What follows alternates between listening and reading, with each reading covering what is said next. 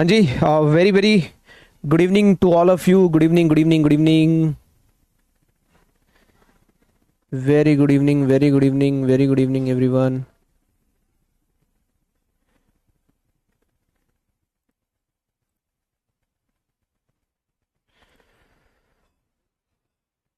Very good evening भाई। क्या आप सबको मेरी आवाज़ आ रही है? Good evening, good evening. आ जाओ सब लोग, जल्दी से क्लास ज्वाइन कर लीजिए, क्योंकि एपीओ मेंस, जी हाँ, यूपी एपीओ मेंस की बात करें या बिहार एपीओ मेंस की बात करें, आकांक्षा मिश्रा, वेरी गुड इवनिंग। सो अभी जो है हम लोग मेंस की प्रिपरेशन स्टार्ट कर रहे हैं और पहला सब्जेक्ट जो है हमारा भारतीय न्याय संहिता है। और भारतीय न्याय संहिता में जो फर्स्ट टॉपिक है हमारा वो है general principles of criminal law, जिसके अंदर हम आज डिस्कस करेंगे mens rea, actus reus and stages of crime. उम्मीद करता हूं आप सबको मेरी आवाज प्रॉपर आ रही होगी। वेरी गुड इवनिंग आकांक्षा, रिचा, अंकुर, क्या आप सबको मेरी आवाज आ रही है प्रॉपर? Everything is okay? चलिए, जो बच्चे डेमो के तौर पे देख रहे हैं उन तक भी मेरी आवाज प्रॉपर पहुंच पा रही है? कमेंट करके बता दीजिए मुझे। चलिए जी, स्टार्ट करें। Are you ready to crack your APO mains exam? Very good evening Navdeep Kaur, Priya Sharma, Rani Kumari, very very good evening. चलिए जी, देखिए ये बात आप सबको पता है कि मेंस एग्जाम वही क्रैक कर सकता है जिसने पहले थोड़ा बहुत पढ़ा होगा, राइट? इस सेशन में जो है हम लोग उन चीज़ों को रिकॉल करेंगे, रिवाइज करेंगे। कुछ क्वेश्चंस जो आपके प्रीवियस ईयर यूपी एपीओ में, बिहार एपीओ में जब भी पूछे गए हैं, उन क्वेश्चंस के आंसर जो है मैं आपको यहाँ पे बताऊंगा। हिंदी में भी रहेगा, इंग्लिश में भी रहेगा, दोनों ही लैंग्वेजेस में हम लोग जो है क्वेश्चन आंसर देखेंगे। पहले टॉपिक को थोड़ा सा डिस्कस करेंगे, फिर टॉपिक से रिलेटेड कुछ क्वेश्चन जो है क्लास के दौरान मैं आपको यहाँ पे बताऊंगा कि इस क्वेश्चन का आंसर कैसे करना था, क्या क्या चीजें आपको लिखनी होती हैं एक क्वेश्चन के आंसर करने के लिए। तो उन चीजों का ध्यान रखेंगे। आने वाले 10 लेक्चर्स के अंदर पूरा भारतीय न्याय संहिता मैं आपको करवा दूंगा और 10 ऐसे इंपॉर्टेंट टॉपिक्स मैं आज के सेशन में आपको बताऊंगा, वो जो आपको भारतीय न्याय संहिता के लिए करने हैं। चलिए जी, सेशन स्टार्ट करते हैं। वैसे आज का हमारा मेन टॉपिक रहेगा general principles of criminal law, जिसके अंदर हम ये 3 चीजें डिस्कस करेंगे। सबसे इंपॉर्टेंट है मेंस रिया, फिर एक्टस रियस और स्टेजेस ऑफ क्राइम। क्योंकि अगर आपने यूपी एपीओ पीवाईक्यूज देखे हैं तो यहां से क्वेश्चंस पूछा गया है, यहां से क्वेश्चन आता है, 100% क्वेश्चन आएगा। ठीक है जी, चलिए। So are you ready for today session? Excited? एक बार जोर से बता दीजिए, हाउस द जोश? कैसा है आप सबका जोश? क्योंकि देखो, यूपी एपीओ मेंस क्वालिफाई करके सिलेक्शन लेना है। चाहे यूपी एपीओ मेंस की बात करो, चाहे बिहार एपीओ मेंस की बात करो, सिलेक्शन लेना है। और जो इस बैच में आपको टेस्ट सीरीज मिल रही है, 10 फुल लेंथ मॉक टेस्ट आपको मिल रहे हैं, है ना? मॉडल आंसर्स के साथ में आपको अपने आंसर्स लिख के सबमिट करने, उनको चेक करवाना है, इवेल्युएट करवाना है, और जो फीडबैक आपको मिलेगा उसके ऊपर आपको काम करना है। ठीक है जी, चलिए। रुचि मिश्रा, बहुत बढ़िया। Pihu Paul, very good evening. Are you ready for today session? एक बार बता दो जोर से, एक्साइटेड हो? मजेदार रहने वाली हैं क्लासेस, ज्यादा क्लासेस नहीं होंगी, मैं आपको साफ बता देता हूं। भारतीय न्याय संहिता की टोटल 10 लेक्चर्स मैं आपके लूंगा, और यकीन मानिएगा कि इन 10 लेक्चर्स में मैं आपकी भारतीय न्याय संहिता इतनी स्ट्रांग कर दूंगा कि कोई भी क्वेश्चन अगर एग्जाम में आएगा भारतीय न्याय संहिता से, जो कि आना लाजमी है, उस क्वेश्चन का आंसर जो है आप बहुत अच्छे से कर पाएंगे। चलिए स्टार्ट करें। मुझे आपके कमेंट्स जो है नजर नहीं आ रहे, एक बार फटाक से कमेंट कर दीजिए, मैं चेक कर लेता हूं कोई इशू तो नहीं है। चलिए चलिए, Jitendra, very good very good, बहुत बढ़िया। चलो, बहुत बहुत बढ़िया। देखा, कमेंट रुक गए थे तुम्हारे, अब आ रहे हैं। चलिए, ये टेलीग्राम है, अगर आपने मेरा टेलीग्राम चैनल ज्वाइन नहीं किया तो इसको भी आप ज्वाइन कर सकते हो। करण सांगवान सर, जब तक आपका यूपी एपीओ का मेंस नहीं हो जाता, आप यहाँ पे मैसेज करेंगे, मैसेज करने का ऑप्शन है। किसी भी प्रकार की कोई भी समस्या आपको आएगी तो करण सांगवान सर हमेशा अवेलेबल है ना? एडवोकेट गौरव पांडे जी, आपका भी स्वागत है। चलिए जी, एपीओ मेंस एग्जाम की बात करेंगे और हम लोग स्पेसिफिकली भारतीय न्याय संहिता की बात मैं करूंगा, क्योंकि मैं आपको बीएनएस पढ़ाऊंगा तो बीएनएस की ही बात मैं आपके साथ करूंगा। देखिए, भारतीय न्याय संहिता को हम 4 चरणों में समझने का, पढ़ने का काम करेंगे। प्रियंका गोस्वामी जी, 4 स्टेजेस हैं जो बहुत इंपॉर्टेंट है भारतीय न्याय संहिता को मेंस पॉइंट ऑफ व्यू से प्रिपेयर करने के लिए। सब कुछ नहीं पढ़ना है, साफ कह रहा हूं, सब कुछ नहीं पढ़ना है। टोटल नंबर ऑफ सेक्शंस कितने हैं भारतीय न्याय संहिता में? एक बार कमेंट करके बताओ टोटल चैप्टर्स कितने हैं भारतीय न्याय संहिता में। ये सब नहीं पढ़ना है अब हमें, क्योंकि प्रीलिम्स हो चुका है। जब आप प्रीलिम्स की तैयारी करते हैं तो उसकी अप्रोच अलग होती है, और जब आप मेंस की तैयारी करते हैं उसकी अप्रोच अलग होती है। प्री में 4 ऑप्शंस होते हैं, मेंस में ये कंफ्यूजन होता ही नहीं है।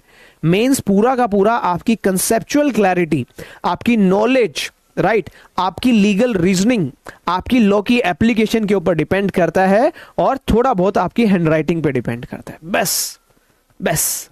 ठीक है, तो ऐसे क्वेश्चंस आपको नहीं देखने को मिलेंगे कि भाई भारतीय न्याय संहिता में टोटल नंबर ऑफ सेक्शंस बता दीजिए, टोटल चैप्टर्स बता दीजिए, है ना।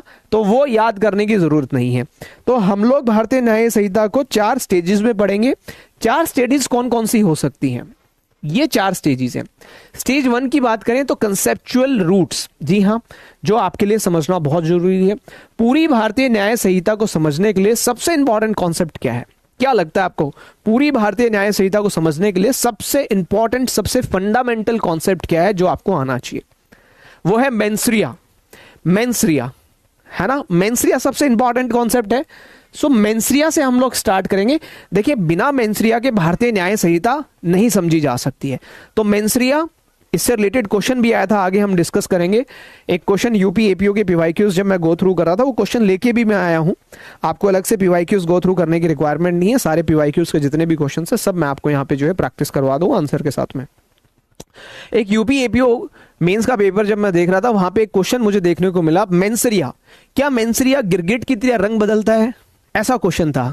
देखा आप लोगों ने, किसी ने ऐसा क्वेश्चन देखा आपने? यूपी एपीओ मेंस में एक क्वेश्चन आया, क्या मेंसरिया गिरगिट की तरह रंग बदलता है?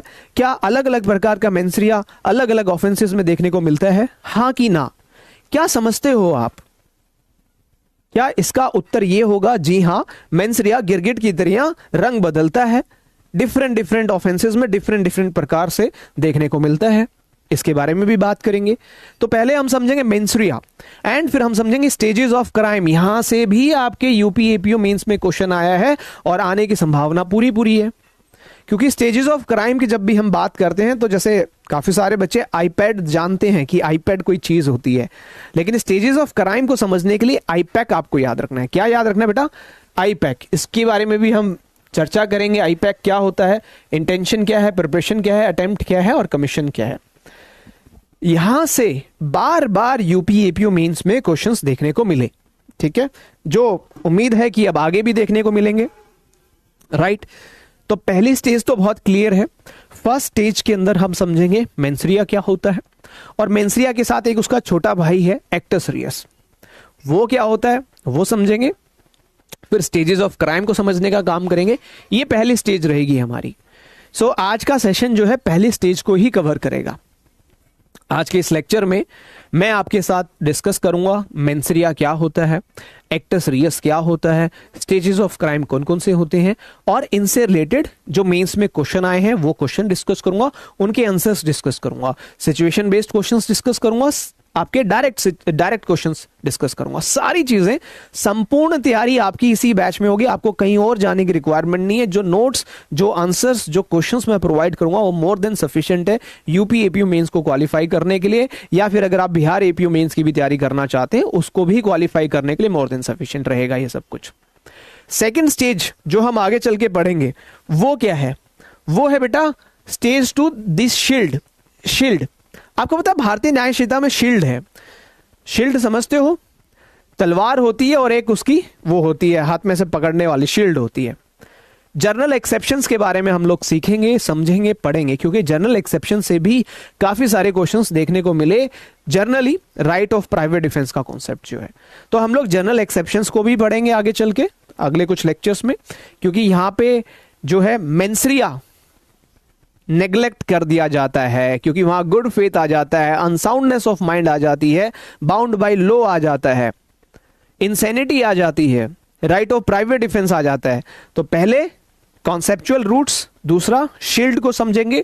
जो जनरल एक्सेप्शन वाला इलाका है पूरा का पूरा हम लोग पढ़ेंगे राइट ऑफ प्राइवेट डिफेंस तक, एक एक चीज आपको समझाएंगे, उसके क्वेश्चंस प्रैक्टिस करवाएंगे। और तीसरी स्टेज होगी हमारी सब्सटेंटिव कोर। सब्सटेंटिव कोर क्या होता है बेटा? The main offences under Bharatiya Nyaya संहिता। भारतीय न्याय संहिता के जो मेन ऑफेंसेस हैं। अब मेन ऑफेंसेस कौन से हैं जो रेगुलर बेसिस पे हमें देखने को मिलते हैं offence against human body, offence against property. दो ऐसे चैप्टर्स भारतीय न्याय संहिता में जहां से रिपीटेडली क्वेश्चंस आपके मेंस एग्जाम में आता है। तो ये है सब्सटेंटिव कोर, एक ऐसा इलाका जिसको हम बिल्कुल भी मिस नहीं कर सकते हैं। यहां से क्वेश्चंस 100% आता है। तो सब्सटेंटिव कोर में हम क्या समझेंगे? Offence against human body, specifically murder and culpable homicide. यहां से क्वेश्चंस आपको देखने को मिलेंगे, डिस्टिंक्शन बेस्ड क्वेश्चंस कि डिफरेंस क्या है मर्डर में, कल्पेबल होमिसाइड में, ग्रीवियस हर्ट में क्या डिफरेंस है, रॉन्गफुल रिस्ट्रेंट में, रॉन्गफुल कन्फाइनमेंट में क्या डिफरेंस है, किडनैपिंग अबडक्शन में क्या डिफरेंस है।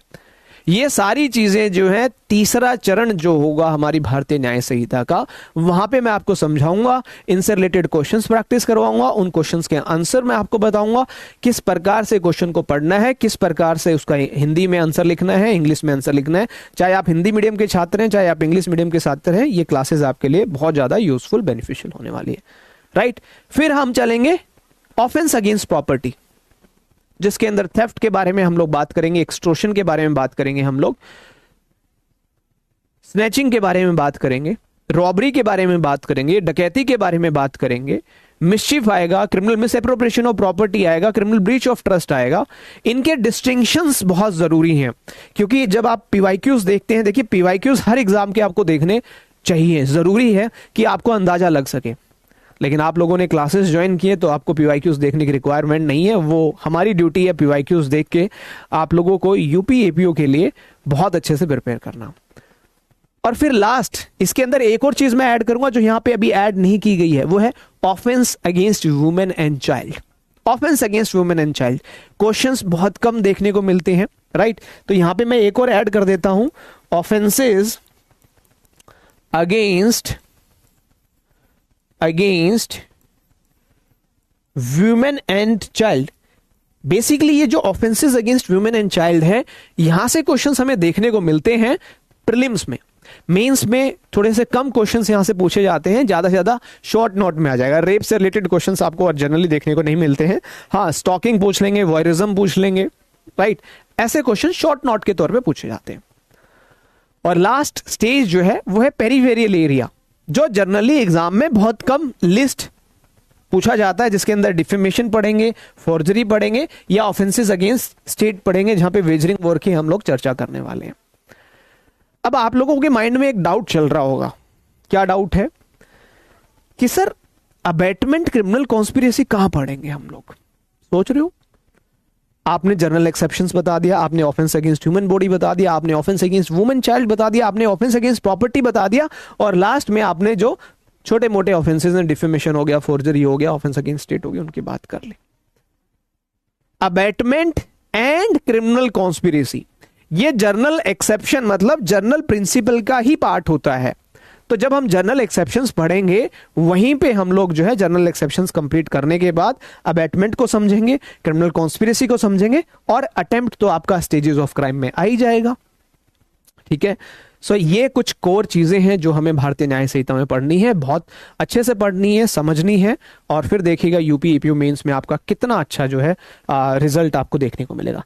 सो these are the top 10 topics जो हम आपके साथ डिस्कस करेंगे, जो रिपीटेडली एग्जाम में आपसे पूछे जाते हैं। इनको नोट डाउन करना चाहे नोट डाउन कर लीजिएगा। अगर आप नोट डाउन नहीं करना चाहते हो तो इस क्लास की पीडीएफ क्लास खत्म होने के बाद आप डाउनलोड कर सकते हो और फिर अकॉर्डिंगली अपने नोट्स बना सकते हो। सबसे पहले जर्नल प्रिंसिपल्स जो आज की क्लास में मैं आपके साथ डिस्कस करूंगा, जिसके अंदर मेंसरिया, एक्टसरिया, स्टेजेस ऑफ क्राइम को हम लोग डिस्कस करेंगे। फिर कल जो क्लास होगी हमारी उसके अंदर मैं जॉइंट लायबिलिटी डिस्कस करूंगा। 10 टॉपिक हैं, 10 क्लासेस होंगी आपकी, बस। जॉइंट लायबिलिटी जिसके अंदर common intention and common object के बारे में हम लोग बात करेंगे, जहां से अक्सर क्वेश्चन देखने को मिलता है। थर्ड क्लास में हम लोग जर्नल एक्सेप्शंस के बारे में बात करेंगे, मिस्टेक के बारे में बात करेंगे, नेसेसिटी के बारे में बात करेंगे, अनसाउंडनेस ऑफ माइंड के बारे में बात करेंगे, प्राइवेट डिफेंस के बारे में बात करेंगे। क्योंकि जब आप भारतीय न्याय संहिता पढ़ते हैं तो भारतीय न्याय संहिता में यह कहा गया है कि भारतीय न्याय संहिता के किसी भी ऑफेंस को अगर आप समझना चाहते हैं, किसी भी ऑफेंस के इलस्ट्रेशन को आप समझना चाहते हैं, किसी भी ऑफेंस की पनिशमेंट को अगर आप समझना चाहते हैं, so understand the same subject to the provisions of chapter named as journal exceptions। हर चीज को समझना है तो जर्नल एक्सेप्शंस को मद्देनजर रखते हुए आपको समझना होगा। ये भारतीय न्याय संहिता कहती है। कौन सा सेक्शन कहता है, ये आपका होमवर्क है, मुझे आप बताएंगे कमेंट बॉक्स में किस सेक्शन में ये बात लिखी गई है कि each and every definition of an offence और द इलस्ट्रेशन और द पनिशमेंट मस्ट बी और to be understood subject to the provisions of general exceptions. Right, ये हम लोग पढ़ेंगे बहुत अच्छे से। फिर हम आएंगे इनक्वाइट लायबिलिटी के ऊपर, जहां अबैटमेंट की बात करेंगे, कॉन्स्पिरेसी की बात करेंगे, अटेम्प्ट की बात करेंगे। फोर्थ लेक्चर होगा। फिफ्थ लेक्चर होगा आपका ऑफेंस अगेंस्ट बॉडी, जिसके अंदर कल्पेबल, होमिसाइड, मर्डर और इसके साथ जो अदर ऑफेंसेस हैं, फोकस हमारा कल्पेबल, होमिसाइड एंड मर्डर पे रहेगा। अदर ऑफेंसेस को भी हम लोग यहाँ कवर अप करने का काम करेंगे, जिसके अंदर किडनैपिंग, अबडक्शन, जो मैंने 7th पॉइंट पे लिखा हुआ है वो कवर करेंगे। फिर offence against property, lecture 1 theft, extortion, robbery, डकैती, ये सब डिस्कस करेंगे। राइट, लेक्चर 2 में miss appropriation, criminal breach of, अलग अलग प्रकार के अलग अलग लेक्चर्स यहाँ पे आप लोगों के लिए मैंने बनाए हुए हैं। ठीक है, तो ये 6th लेक्चर होगा, ये 7th होगा, ये 8th होगा। और 9th lecture offences against public tranquillity, state and justice, जो बहुत लेस रेलेवेंट एरिया है, उसको हम पढ़ेंगे। और 10th जो होगा ऑफेंस अगेंस्ट रेपुटेशन, जिसमें डिफेमेशन एंड डॉक्यूमेंट्स की फोर्जरी वगैरह के बारे में हम लोग बात करेंगे। ठीक है जी, आपको एक चीज समझ में आ गई है कि भारतीय न्याय संहिता कैसे हम लोग पढ़ने वाले हैं, किन टॉपिक्स को आपको प्रायोरिटी देनी है।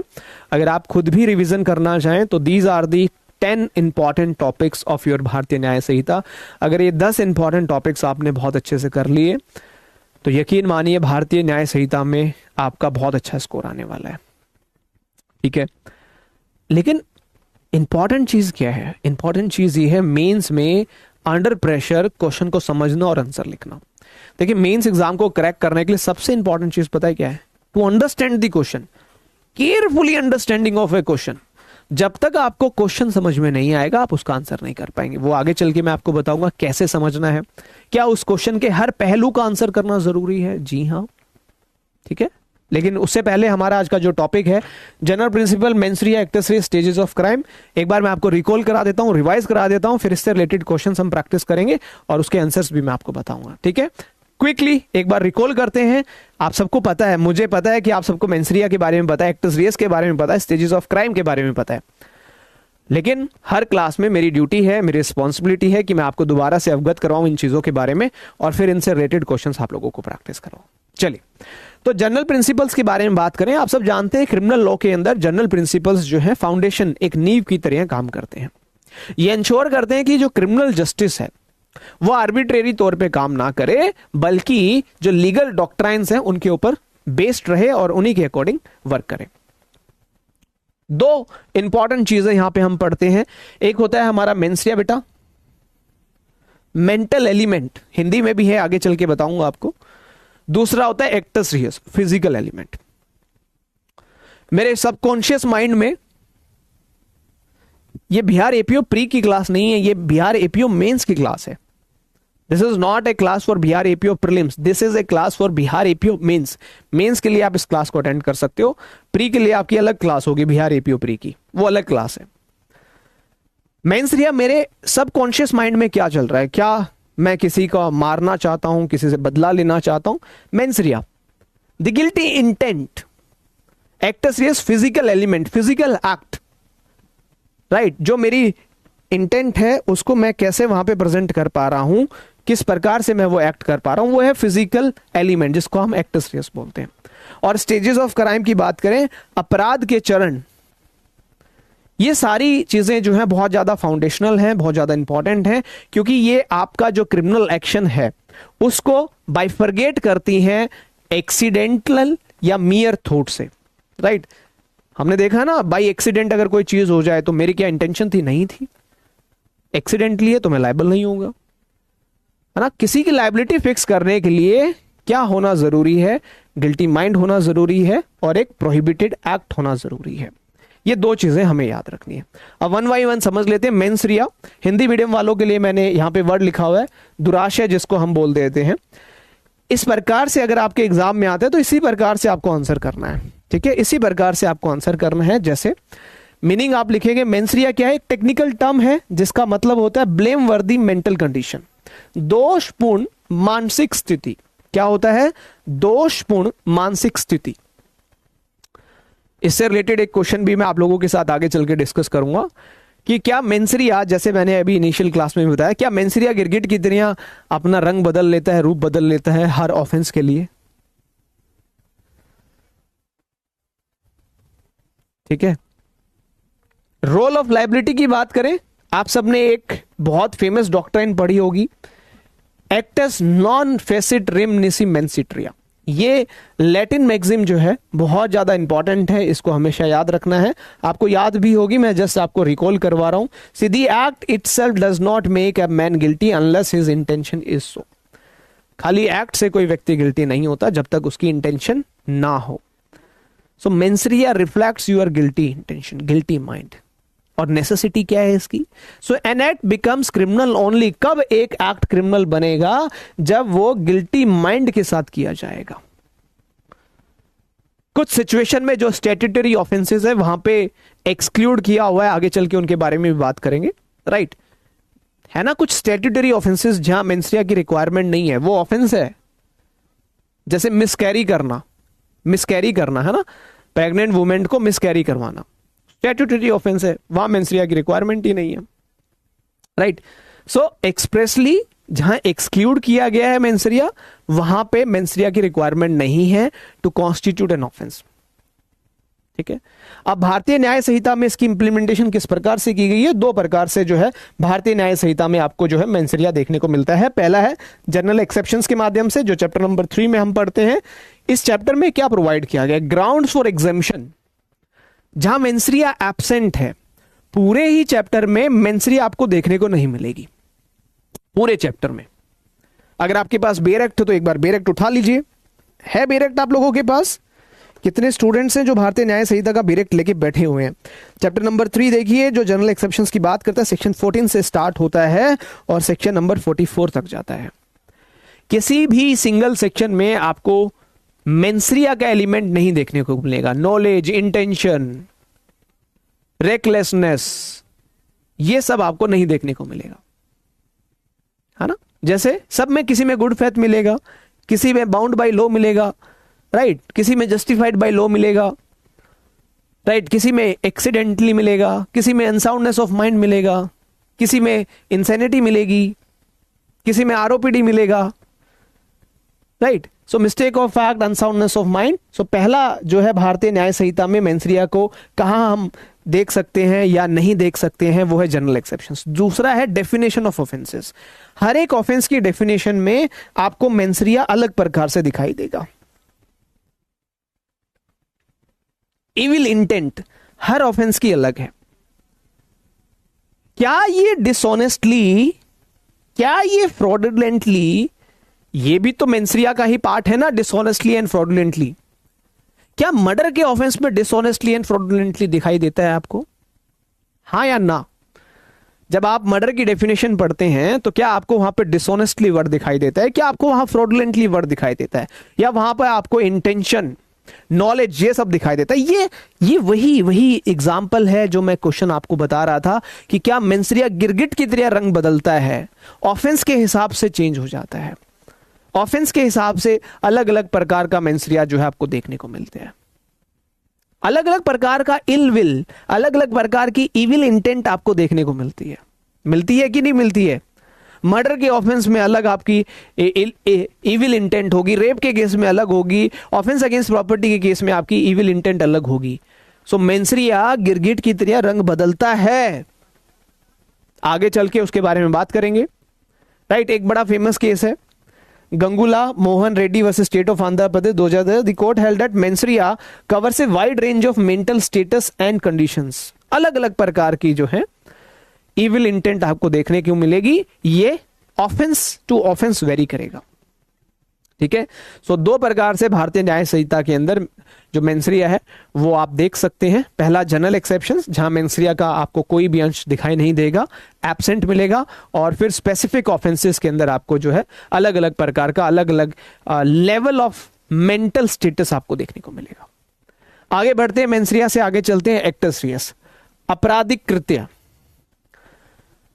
सिर्फ इंटेंट होना कुछ केसेस में पनिशेबल होता है, कुछ केसेस में नहीं होता है, बिना फिजिकल एक्ट के, है ना? जब तक वो आपके सबकॉन्शियस माइंड में है नॉट ए पनिशेबल ऑफेंस। आगे बढ़ेंगे, intention, preparation, attempt and commission. मियर intention बहुत सारे केसेस में पनिशेबल नहीं है, जर्नली पनिशेबल नहीं है मियर इंटेंशन। कुछ केसेस में एक्सेप्शन है।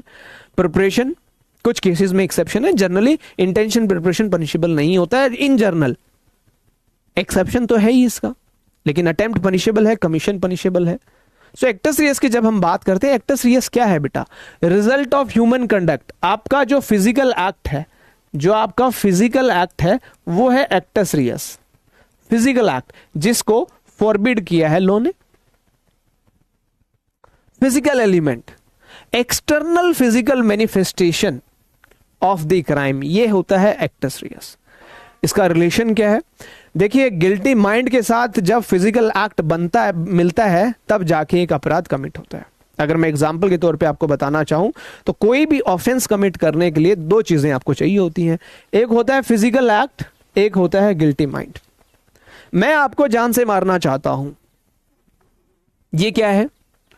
ये मेंसरिया है, इविल इंटेंट कि मैं आपको जान से मारना चाहता हूं। क्या बस इतना मेरा चाहना, क्या ये ऑफेंस है? क्या आप मर गए हो मेरे चाहने से? अगर आप मेरे चाहने से मर भी जाओगे तो क्या मैंने कोई अपराध कमिट किया है? हां या ना? ध्यानपूर्वक सुनिएगा, समझिएगा और जवाब दीजिएगा। मेरा ये चाहना कि मैं आपको जान से मारना चाहता हूं, क्या ये कोई अपराध है? अगर आप सिर्फ मेरे चाहने से मर भी जाते हो तो क्या मेरी कोई लायबिलिटी फिक्स की जाएगी? बताइए। दिस इज अ मियर इंटेंशन, ये मेरी इंटेंशन है, मैं आपको जान से मारना चाहता हूं। ये कोई अटेम्प्ट नहीं है, ये कोई कमीशन नहीं है, just an intention, मियर mens rea on my level, है ना, on my part. So मियर mens rea is not punishable, नहीं है ना। अब ये पनिशेबल कब बनेगी? जब मैं या तो चाकू उठाऊंगा या मैं गन उठाऊंगा और मैं तुम्हें मारूंगा और तुम मर जाओगे। So mens rea plus physical act becomes the offence, right. तो जैसे एग्जांपल के तौर पे मैं आपके लिए यहां पे लिख के लाया हूं, in the abetment by instigation, abetment by instigation हम पढ़ते हैं। So the word instigate is the actus reus. Instigate क्या है? एक्टस रियस है, एक्ट है ना वो। And the intent to do the thing is mens rea, जो इंटेंशन है करवाने की वो मेंसरिया है। इंस्टिगेट कर, किसी को इंस्टिगेट करना क्या है? फिजिकल एक्ट है, मौखिक रूप से आप कर रहे हो या किसी चीज को उसके हाथ में पकड़ा के कर रहे हो। So actus reus plus mens rea becomes an offence, right.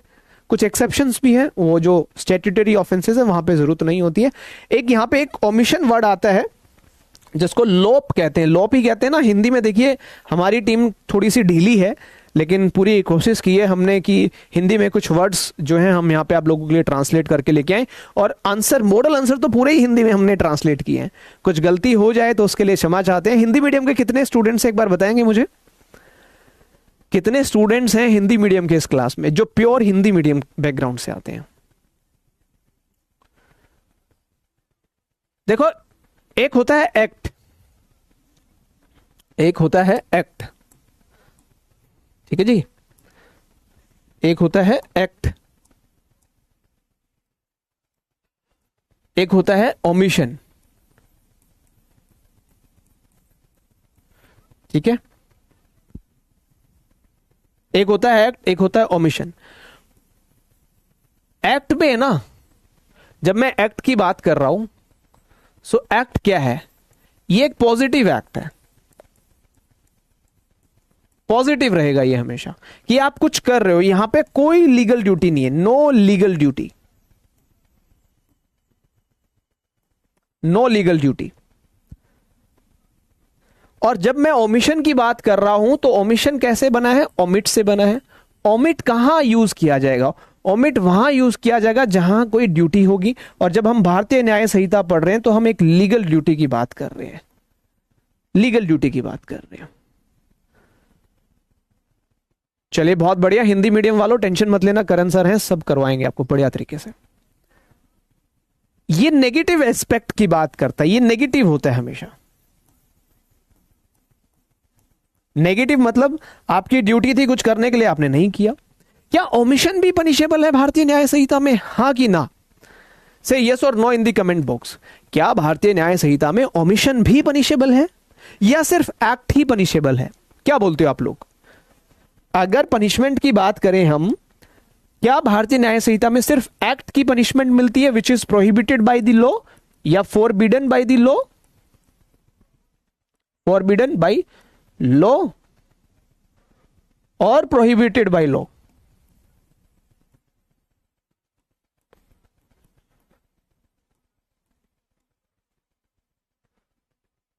सिर्फ एक्ट ही पनिशेबल है या ओमिशन भी पनिशेबल है?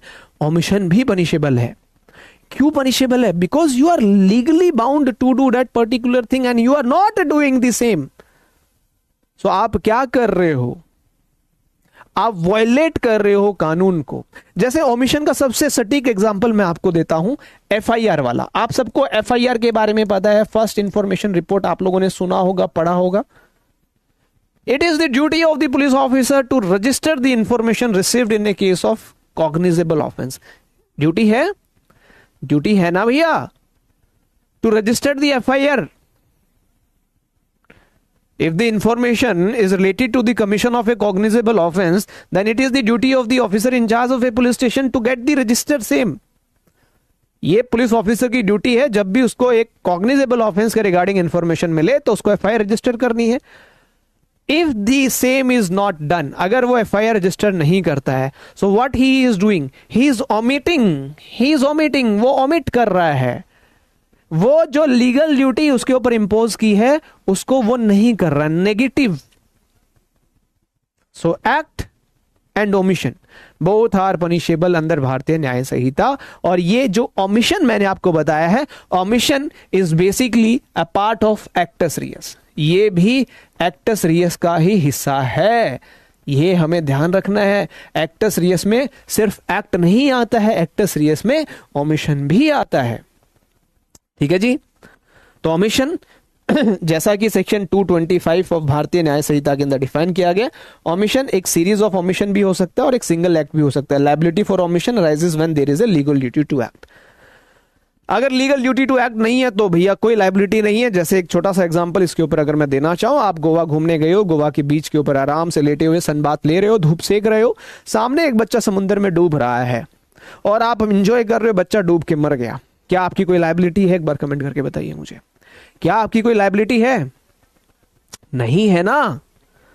क्या आपने ओमिशन किया? नहीं किया। इसी एग्जाम्पल को थोड़ा सा बदल देते हैं। आप लाइफ गार्ड हैं, आपकी ड्यूटी है समुद्र के किनारे कि कोई व्यक्ति डूबे तो आपको उसको बचाना है।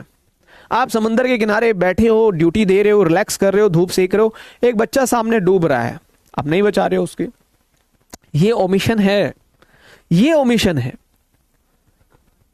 Right. Moral duties are not punishable under Bharatiya legal duties. Legal duty होनी चाहिए। नहीं, हिंदी में भी मिलेंगे, अभी हिंदी में भी आएंगे, टेंशन मत लो। हिंदी इंग्लिश दोनों में मिलेंगे, बेफिक्र रहिएगा आप लोग। जो असली चीज है वो आपको हिंदी में भी मिलेगी। ये तो नकली बातें हैं, ये सब तो आप सबको आता है। जो क्वेश्चन आंसर है वो आपको हिंदी में भी मिलेंगे। उसके लिए आप लोग बेफिक्र रहे, निश्चिंत रहे। हिंदी इंग्लिश एंड दोनों की जो है बढ़िया तैयारी हो जाएगी। यहाँ पे एक केस लो आता है, doctor PB Desai, state of Maharashtra, supreme court कहता है causing grievous hurt by rash and negligent act includes acts of omission where a legal duty to act exist such as a doctor's duty to care for a patient. So भैया omission जो है actus Reis का part है। तो mains रिया हमने देख लिया, थोड़ा सा ओमिशन हमने समझ लिया। अब आगे चलते हैं जिसमें हम बात करेंगे स्टेजेस ऑफ क्राइम की, अपराध के चरण। कितने होते हैं अपराध के चरण? 4 चरण होते हैं अपराध के। पहला होता है इंटेंशन, दूसरा प्रिपरेशन, तीसरा अटेम्प्ट एंड कमीशन। आईपैक जिसको हम बोल देते हैं, क्या बोल देते हैं? आईपैक।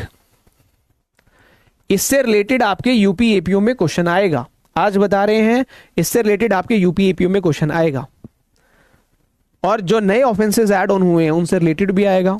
टेररिस्ट एक्ट क्या होता है, ऑर्गेनाइज्ड क्राइम क्या होते हैं, पेटी ऑर्गेनाइज्ड क्राइम क्या होते हैं, 3-4 नए अपराध ऐड हुए ना भारतीय न्याय संहिता में, वो भी करने हैं हमें।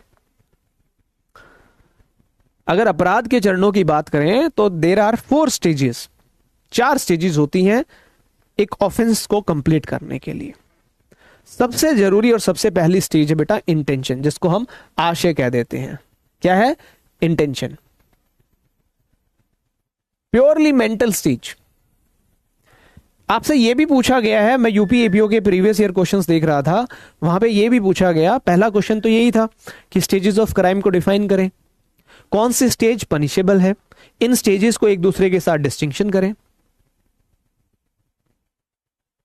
मानव, बिल्कुल यही बात है बेटा, जहां लीगल ड्यूटी होगी वहीं पे ओमिशन हो सकता है और कहीं पे ओमिशन नहीं होगा।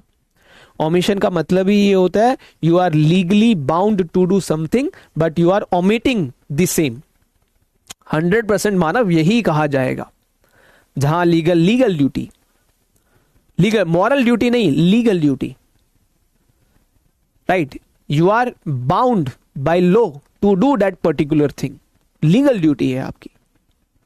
आप ओमिट करोगे तो you are liable for the same. एक सरल सा एग्जांपल देता हूं, बहुत सिंपल सा एग्जांपल है। आपके पास गाड़ी है, बाइक है, कार है, स्कूटी है ना? मोटर व्हीकल एक्ट क्या कहता है? अगर आप गाड़ी चलाएंगे तो सीट बेल्ट लगाएंगे, बाइक चलाएंगे तो हेलमेट लगाएंगे, दो पहिया चलाओगे तो हेलमेट लगाना पड़ेगा ना भैया। ये क्या है? ड्यूटी है आपकी। ये ड्यूटी कहां से आई? ये कानून ने, लीगल ड्यूटी है ये। अगर आप हेलमेट नहीं लगाएंगे दो पहिया चलाते हुए तो क्या होगा? पुलिस वाला क्या करेगा? पुलिस वाला कहेगा ना you have committed the offence, तुमने अपराध किया है, by way of omission, not by way of act. ये आपने ओमिशन है आपका, आपने ओमिट किया है अपने पार्ट पे। जो मोटर व्हीकल एक्ट ने आपके ऊपर एक लीगल ड्यूटी लगाई थी कि भैया दो पहिया चलाते वक्त आपको हेलमेट लगाना है, आपने हेलमेट नहीं लगाया, आगे पुलिस वाला आजा बेटा, रोको रोको रोको रोको रोको, हेलमेट काहे नहीं लगाए हो भाई? फाइन, एज ए पनिशमेंट ही दी जाती है ना। Yes, very good. चलिए, तो हम चरणों की बात करते हैं। पहला है इंटेंशन। जनरली ये पनिशेबल नहीं होता, आपके एग्जाम में क्वेश्चन आएगा कि इंटेंशन पनिशेबल है या नहीं है। नहीं होता है, क्योंकि जो आपके दिमाग में कचरा भरा हुआ है, जो आपके दिमाग में आप चीजें सोच रहे हो, उसकी पनिशमेंट आपको नहीं मिलेगी। Because evil thoughts alone are impossible to prove. यार मेरे दिमाग में क्या चल रहा है पता नहीं, कैसे प्रूव करोगे आप? अभी मैं पढ़ा रहा हूं, पढ़ाते समय क्या पता मेरे दिमाग में किसको मारने का क्या प्लान चल रहा हो। It's very difficult to prove. इसको प्रूव करना नामुमकिन है भैया। इसीलिए इंटेंशन को पनिशेबल नहीं बनाया गया। पता है कानून को कि इंटेंशन को आप प्रूव कैसे करोगे? जो आपके सबकॉन्शियस माइंड में चल रहा है, चलता है ना कई बारी। जब आप कॉलेज में पढ़ते थे, किसी यार दोस्त के साथ झगड़ा हो गया, किसी और के साथ कुछ हो गया, दिमाग में आता है इसको तो मैं जान से मार दूंगा, मिली सजा उस चीज की तुम्हें। बहुत बार आता है ना, मम्मी गुस्सा करती, पापा गुस्सा करते, तब भी मन करता है कुछ ना कुछ बोलने का, कहने का, अंदर ही अंदर सोचने का, कोई अपराध करने का। तो इंटेंशन पनिशेबल नहीं है, यह सिर्फ आपकी मेंटल स्टेज है। जब तक आपकी मेंटल स्टेज हमारे सामने नहीं आएगी, हम आपको पनिश नहीं कर पाएंगे। इसका कारण यही है कि प्रूव नहीं हो पा रहा है वो। It's very difficult to prove someone's intention without a physical act. बिना किसी फिजिकल एक्ट के कैसे प्रूव करोगे? ठीक है भैया, मैं तुम्हारे थप्पड़ मार रहा हूं तो तुम कह सकते हो मेरा जो आशय था वो कहीं ना कहीं गलत था, कुछ ना कुछ तो था, क्योंकि फ्रॉम दैट थप्पड़, उस थप्पड़ से तो तुम निकाल पा रहे हो कि कोई ना कोई तो इंटेंशन थी। अब दूसरा जो स्टेज है हमारा वो है प्रिपरेशन, जिसको हम बोलते हैं तैयारी। जैसे आप लोग यूपी एपीओ मेंस की तैयारी कर रहे हो, इंटेंशन है एपीओ बनने की, उसके लिए अब तैयारी की जा रही है। तैयारी में क्या करते हो आप लोग? क्या करते हो आप खुद सोचिए। तैयारी में क्या करोगे? सिलेबस देखोगे, प्रीवियस ईयर क्वेश्चन पेपर देखोगे, कोई बैच ढूंढोगे। पीडब्ल्यू ने कोई बैच लॉन्च किया है यूपी एपीयू मेंस के लिए, किसी और ने कोई बैच लॉन्च किया है, टेस्ट सीरीज ढूंढोगे। आप एकत्रित करते हो चीजों को। प्रिपरेशन तो इसी प्रकार से की जाती है ना बेटा। अभी ईरान और यूएस में युद्ध चल रहा है ना। पहले तो इंटेंशन बनी, डोनाल्ड ट्रंप ने कुछ सोचा समझा, फिर तैयारियां शुरू हुई। क्या पता आज से तैयार कर रहे थे, 5 साल पहले से तैयारियां थी इस युद्ध को लड़ने की। So preparation is basically arranging the means और मेजर्स। इसको भी पनिशेबल नहीं माना गया है। क्यों पनिशेबल क्यों नहीं माना गया है? इसका सबसे अच्छा कारण जो बताया जाता है वो ये है कि ये एक ऐसी स्टेज होती है जहां से आप अपना माइंड जो है चेंज कर सकते हो, बदल सकते हो ना। तैयारी कर ली भाई, यूएस ने भी कर ली, ईरान ने भी कर ली। भी डोनाल्ड ट्रंप ने लास्ट 24 घंटे दिए हैं ईरान को कि आखिरी 24 घंटे दे रहा हूं, या तो वो स्ट्रेट ऑफ हॉर्मुज खोल दो, नहीं तो देखो हेल दूंगा मैं तुम्हें। सो प्रिपरेशन एक ऐसी स्टेज है जहां से आप वापस मुड़ सकते हो, लौट सकते हो, जिसको हम क्या बोलते हैं, लोकस पोनिटेशियनिसी, लेटिन मैक्सिम है, chance to change one's mind. आप अपना दिमाग बदल सकते हो और वापसी आप कर सकते हो। जर्नली प्रिपरेशन को भी पनिशेबल नहीं बनाया गया है, लेकिन भारतीय न्याय संहिता में एक्सेप्शंस है, कुछ ऐसे सेक्शंस हैं जहां प्रिपरेशन को भी पनिशेबल बनाया गया है। ये जो सीरियस ऑफेंसेस हैं अगेंस्ट द स्टेट, राज्य के खिलाफ, एक्सेप्शन याद रखने हैं। So where preparation is punishable, section 149 है, कलेक्ट करना आर्म्स वेज वॉर करने के लिए 154 है, 181 है, और प्रिपरेशन फॉर डकैती भी है। ये कुछ एक्सेप्शंस हैं। अब आता है अटेम्प्ट, प्रयत्न। कितने बच्चे हैं जो यूपी एपीओ मेंस दूसरी तीसरी बार दे रहे हैं? अटेम्प्ट करना, प्रिपरेशन तक समझ में आता है कि प्रिपरेशन तक आपके पास समय होता है कि आप वापसी लौट सकते हो, लेकिन जैसे ही आपने अटेम्प्ट किया वहां से वापसी नहीं लौटा जाएगा, और अटेम्प्ट होता है पनिशेबल। कौन सी धारा है भारतीय न्याय संहिता की, जल्दी से कमेंट करके बताइए। अटेम्प्ट को 3 चरणों में पनिशेबल बनाया गया, उनके बारे में आगे चल के हम बात करेंगे। अटेम्प्ट क्या होता है? अटेम्प्ट होता है, अब जैसे आप यूपी एपीओ का अटेम्प्ट दोगे, ये डायरेक्ट मूवमेंट है किसकी तरफ, towards the commission after preparation is made, it is always punishable. Attempt हमेशा पनिशेबल है, हमेशा पनिशेबल है अटेम्प्ट। अटेम्प्ट हमेशा पनिशेबल है। जैसे तुम्हारा अटेम्प्ट हमेशा काउंट होगा, यूपीएससी में अटेम्प्ट काउंट होते हैं, ठीक है। धारा 62 सेक्शन 62 ऑफ भारतीय न्याय संहिता अटेम्प्ट के बारे में बात करता है, और वो सारे अटेम्प्ट को पनिशेबल बनाने के लिए बात करता है। वो क्या कहता है, अगर किसी भी ऑफेंस को एक्सप्रेसली कवर नहीं किया गया है, किसी भी ऑफेंस के अटेम्प्ट को एक्सप्रेसली कवर नहीं किया गया भारतीय न्याय संहिता की किसी धारा के अनुसार, तो धारा 62 का प्रयोग करके हम उसे पनिशेबल बनाएंगे। ठीक है जी, तो ये चीज आपको ध्यान रखनी है। अटेम्प्ट मतलब प्रयत्न, और आखिरी स्टेज आती है कमीशन एंड कंप्लीशन। आप यूपी एपीओ मेंस में अपीयर करते हो, अटेम्प्ट करते हो, इंटेंशन थी एपीओ बनेंगे, तो इंटेंशन से फिर आपकी तैयारी शुरू हुई, पढ़ाई की, कोचिंग ली, नोट्स लिए, टेस्ट सीरीज दी, और दिन आ गया यूपी एपीओ मेंस का, अटेम्प्ट दे रहे हो। अगर अटेम्प्ट अच्छा हुआ तो वो कमीशन में कन्वर्ट हो जाएगा। कैसे? अगर सिलेक्शन हो गया तो हो गया भाई संपूर्ण पूरा, एपीओ बनने की इंटेंशन थी, एपीओ बन गए। अगर अटेम्प्ट अच्छा नहीं हुआ, मिस हो गया, पेपर अच्छा नहीं किया, तो वो अटेम्प्ट ही रह जाएगा, एपीओ नहीं बन पाओगे, राइट। लेकिन काउंट तो होगा ना, एक फेलियर तो ऐड हो गया कि भाई यूपी एपीओ मेंस दिया था, फेल हो गए, फेलियर ऐड हो गया है, राइट। तो उसी प्रकार से ऑफेंस के अंदर भी अटेम्प्ट जो है पनिशेबल माना गया है। और उसके बाद लास्ट स्टेज आती है हमारी कमीशन, जिसको हम बोलते हैं पूर्णता, final stage where the offence is successfully executed. अच्छा, अटेम्प्ट की पनिशमेंट और कमीशन की पनिशमेंट में दिन रात का फर्क है कि है ना? अटेम्प्ट की पनिशमेंट और कमीशन, अटेम्प्ट की पनिशमेंट और कमीशन की पनिशमेंट में दिन रात का फर्क है। ये उसी प्रकार से जिस प्रकार से तुम यूपीएपीओ मेंस देके आओगे, तुम्हारा प्री क्वालिफाई हो जाएगा, यूपीएपीओ मेंस दोगे, अगर तुम अनसक्सेसफुल रहे तो अटेम्प्ट है, तुम्हें खुशी नहीं होगी, घर वाले खुश नहीं होंगे।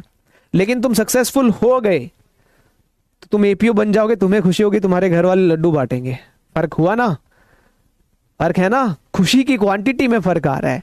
मेंस दे रहा है, हाँ खुश है भाई, बच्चा मेंस दे रहा है, हमारा बच्चा मेंस क्वालिफाई कर गया तो अति खुश है, बहुत प्रशंसा जो है हो रही है, लड्डू बट रहे, मिठाइयां बट रही हैं। लेकिन नहीं कर पाया तो वो खुशी कम हो जाएगी, आपको थोड़ा सा रहेगा कि यार एटलीस्ट मैंने एक बार मेंस तो दिया है। तो ये 4 स्टेजेस हैं जिनके बारे में आपको ध्यान रखना है। इन स्टेजेस की पनिशमेंट मैंने बताई है। इंटेंशन जनरली पनिशेबल नहीं होता है, प्रिपरेशन भी जनरली पनिशेबल नहीं होता है, लेकिन कुछ एक्सेप्शंस है जो मैंने आपके साथ शेयर किए हैं। अटेम्प्ट हमेशा पनिशेबल है, और कमीशन तो पनिशेबल होगा ही होगा, क्योंकि अपराध हो गया है ना, संपूर्ण कर दिया आपने उसको। चलिए जी, ये कुछ छोटे छोटे टेबल की फॉर्म में मैंने जो है डिफरेंशिएशन बताया है। मेंस्ट्रिया जिसको दुराशय कहते हैं, एक्टस रियस आपराधिक करते कहते हैं। मेंस्ट्रिया मेंटल साइकोलॉजिकल एलिमेंट होता है, actus reus physical external element होता है। ये इंटरनल होता है खोपड़े के अंदर, must be infer for conduct. आपके कंडक्ट से ही हम समझ पाएंगे कि आपकी इंटेंशन क्या थी, किसी के दिमाग में घुस के नहीं सोच पाओगे, समझ पाओगे। एक्टस रियस एक्सटर्नल होता है, फिजिकल कंडक्ट से या रिजल्ट से समझ में आ जाता है कि क्या किया है इसने। लीगल रोल क्या है, ये डिटरमाइन करता है mens rea blameworthiness of the mind, और ये डिटरमाइन करता है forbidden result of the conduct. Preparation attempt में क्या डिफरेंस है? साधना कह रही है सर आपकी बात से ही इमेजिन करके खुशी हो रही है। अब देखो जिस दिन अटेम्प्ट में सक्सेसफुल हो जाओगे तो कितनी खुशी मिलेगी। मेहनत करनी है बेटा, पूरी जी जान लगा के मेहनत करनी है। करण सर साथ है, पूरी जुडिशरी वाला की टीम साथ है। यूपी एपीओ मेंस क्वालिफाई करना ही करना, उसके बाद बैठ के इंटरव्यू करेंगे, आराम से चाय समोसे खाएंगे। प्रिपरेशन अटेम्प्ट में मैंने बता दिया है आपको, तैयारी है, एक प्रयत्न है। यहाँ पे आप जो है अपना सामान एकत्रित करते हैं तैयारी में, ये डायरेक्ट मूवमेंट है, करने के लिए निकल पड़ते हैं। जैसे आप तैयारी कर रहे हो, जिस दिन एग्जाम आएगा चल पड़ेंगे, पेन उठा के कॉपी उठा के। जनरली पनिशेबल नहीं होता है, कुछ एक्सेप्शन से प्रिपरेशन के जो मैंने आपके साथ डिस्कस किए हैं। अटेम्प्ट हमेशा पनिशेबल होता है, क्योंकि प्रिपरेशन में the person can still withdraw. आपके पास ऑप्शन है, आप वापसी कर सकते हो ना। अभी भी छोड़ दो, यूपी एपीओ मेंस की तैयारी क्यों कर रहे हो, छोड़ सकते हो। लेकिन जब चले गए एग्जाम सेंटर पे फिर नहीं छूटेगा, फिर तो अटेम्प्ट हो गया। The person is called an accused. जब आप अटेम्प्ट कर लेते हो तो आप अपराधी बन जाते हो। प्रिपरेशन में आप अपराधी नहीं हो, जर्नली एक्सेप्शंस तो हैं इसके भी, राइट। ये कुछ इंपॉर्टेंट केस लॉज हैं जो आपको ध्यान रखने हैं। Gangula Mohan Reddy versus state of AP, mens rea covers a wide range of mental condition, mens rea के ऊपर है ये case. R versus prince and queen versus Tolson, जिसमें स्टैट्यूटरी इंपॉर्टेंस ऑफ मेंस्ट्रिया के बारे में बात की गई। हिस्टोरिकल बड़ा इंपॉर्टेंट केस है। Province of Bihar Bhagat Prasad, attempt is an act leading inequitably to the commission unless interrupted. Attempt की definition. K N Mehra versus state, temporary use of aircraft without consent is theft, mens rea. इसको आगे चल के भी discuss करेंगे। R versus Shivpuri का case है। Accused punished for his guilty mind even if the act is impossible. Even if the act is impossible, फर्क नहीं पड़ता है। अटेम्प्ट किया ना, इम्पॉसिबल अटेम्प्ट, ध्यान रखो, इम्पॉसिबल अटेम्प्ट भी होता है, हो सकता है ना। कैसे होगा इम्पॉसिबल अटेम्प्ट? सेक्शन 62 बेरक निकालो, उसका इलस्ट्रेशन पढ़ो, आगे चल के इसके बारे में मैं आपके साथ डिस्कशन भी करूंगा।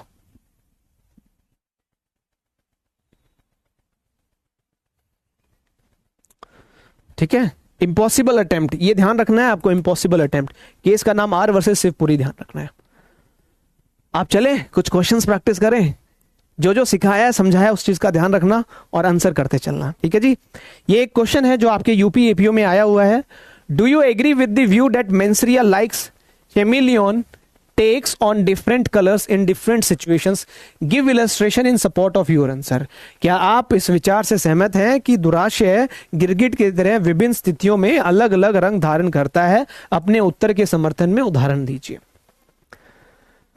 जी नवदीप कौर, पॉकेट खाली थी लेकिन हाथ डाल लिया, वो है इम्पॉसिबल अटेम्प्ट। देखिए आपके सामने क्वेश्चन है, जब भी आप मेंस एग्जाम में अपीयर करें और जब भी आप आंसर लिखें उससे पहले आपको क्वेश्चन समझना बहुत जरूरी है। जब आप इस क्वेश्चन को पढ़ते हैं तो कितने क्वेश्चन इस क्वेश्चन में नजर आ रहे हैं? क्या सिर्फ एक क्वेश्चन पूछा गया है या 2 क्वेश्चन पूछे गए हैं या 3 क्वेश्चन पूछे गए हैं? इस चीज को समझना बहुत जरूरी है। Always read carefully the question. Question को बहुत केयरफुली, बहुत ध्यानपूर्वक पढ़ो। पढ़ लिया क्वेश्चन? इस क्वेश्चन को पढ़ लिया सबने? लो ध्यान से पढ़ो और मुझे बताओ इस क्वेश्चन के अंदर कितने क्वेश्चन छुपे हुए हैं। हमेशा आइडेंटिफाई करना, फिर आंसर भी तो उसी पॉइंट ऑफ व्यू से करेंगे हम। Do you agree with the view that mens rea like chameleon takes on different colour in different situation? Give illustration in support of your answer. Anyone? देखो बेटा, इस क्वेश्चन के अंदर 2 क्वेश्चन छुपे हुए हैं। 2 क्वेश्चन है ना। पहला क्वेश्चन क्या है? फर्स्ट क्वेश्चन ये है, क्या आप इस विचार से सहमत हैं कि दुराशय गिरगिट की तरह विभिन्न स्थितियों में अलग अलग रंग धारण करता है? पहला क्वेश्चन तो ये है, फर्स्ट क्वेश्चन। इस क्वेश्चन का हमें आंसर करना होगा, हमें बताना होगा, हमें यही बताना होगा ना कि मेंस्ट्रिया जो है अलग अलग सिचुएशंस में अलग अलग प्रकार से अपना रूप धारण करता है। और दूसरा क्वेश्चन क्या है? दूसरा है कि इस स्टेटमेंट को आंसर करने के लिए आपको कुछ उदाहरण देने होंगे, कुछ इलस्ट्रेशंस देने होंगे। तो 2 क्वेश्चन यहां पे आपसे पूछे गए हैं। पर्सन के अगेंस्ट भी हो सकता है मानव, हर किसी के अगेंस्ट हो सकता है, हर किसी के अगेंस्ट हो सकता है, पर्सन के अगेंस्ट भी हो सकता है, क्यों नहीं हो सकता, हो सकते हैं। 2 क्वेश्चन हैं यहां पे, ठीक है। अब इन 2 क्वेश्चन का आंसर कैसे करेंगे, इसका आंसर पहले मैं इंग्लिश में बताता हूं, फिर मैं हिंदी में बताता हूं, और ध्यानपूर्वक मेरे आंसर को देखिएगा और उसी प्रकार से आपको भी एग्जाम में जो है आंसर करना है, ठीक है जी। चलिए आंसर देखिए। मैं ये नहीं कह रहा हूं कि आपको एज इट इज करना है, लेकिन मैं आपको सिर्फ ये समझाना चाह रहा हूं कि जो क्वेश्चन है, क्वेश्चन के कॉन्टेक्स्ट में ही आपको आंसर करना है। जिस प्रकार से क्वेश्चन पूछा गया उसी प्रकार से आपको आंसर करना है। उन्होंने पूछा था क्या मेंसरिया चेमिलियन की तरह डिफरेंट डिफरेंट कलर्स चेंज करता है डिफरेंट डिफरेंट सिचुएशन में।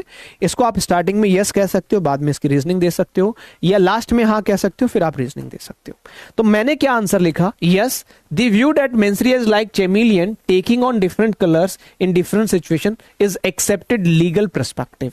मैंने ये कहा हाँ ये बात बिल्कुल सही है कि जो मेंसरिया है एक गिरगिट की तरह डिफरेंट कलर्स डिफरेंट सिचुएशंस में बदलता है, और ये लीगली इसको एक्सेप्ट भी किया गया है। और ये एनालॉजी हाईलाइट करती है कि मेंसरिया जो है इज नॉट ए सिंगल, ये कोई रिजिड कॉन्सेप्ट नहीं है, ये वाइडर रेंजिंग है। वाइड रेंज है ना, अलग अलग मेंटल स्टेटस है अलग अलग ऑफेंसेस के अंदर। सो वेरियस मेंटल स्टेटस को ये कवर करता है, डिपेंड करेगा स्पेसिफिक लीगल कॉन्टेक्स्ट पे। तो इसका आंसर मैंने स्टार्टिंग में बता दिया, हाँ ठीक है। अब मैं इसको बैक करने के लिए कुछ रीजनिंग मेंशन कर रहा हूं। जैसे मैंने कंसेप्चुअल ओवरव्यू दिया, मैंने पहले बताया डेफिनेशन क्या है, कि मेंसरिया की टेक्निकली जो टर्म है उसको किस प्रकार से हम डिफाइन करते हैं कि ये ब्लेम वर्दी मेंटल कंडीशन है। Its absence on particular occasion generally negatives the condition of crime, जो जनरल एक्सेप्शंस की हमने बात की। ऐसे क्वेश्चंस में जो सिचुएशन बेस्ड क्वेश्चंस है, इनमें इंट्रो क्या लिखोगे आप, इंट्रो की रिक्वायरमेंट, क्योंकि सिचुएशन बेस्ड क्वेश्चन पूछा गया है।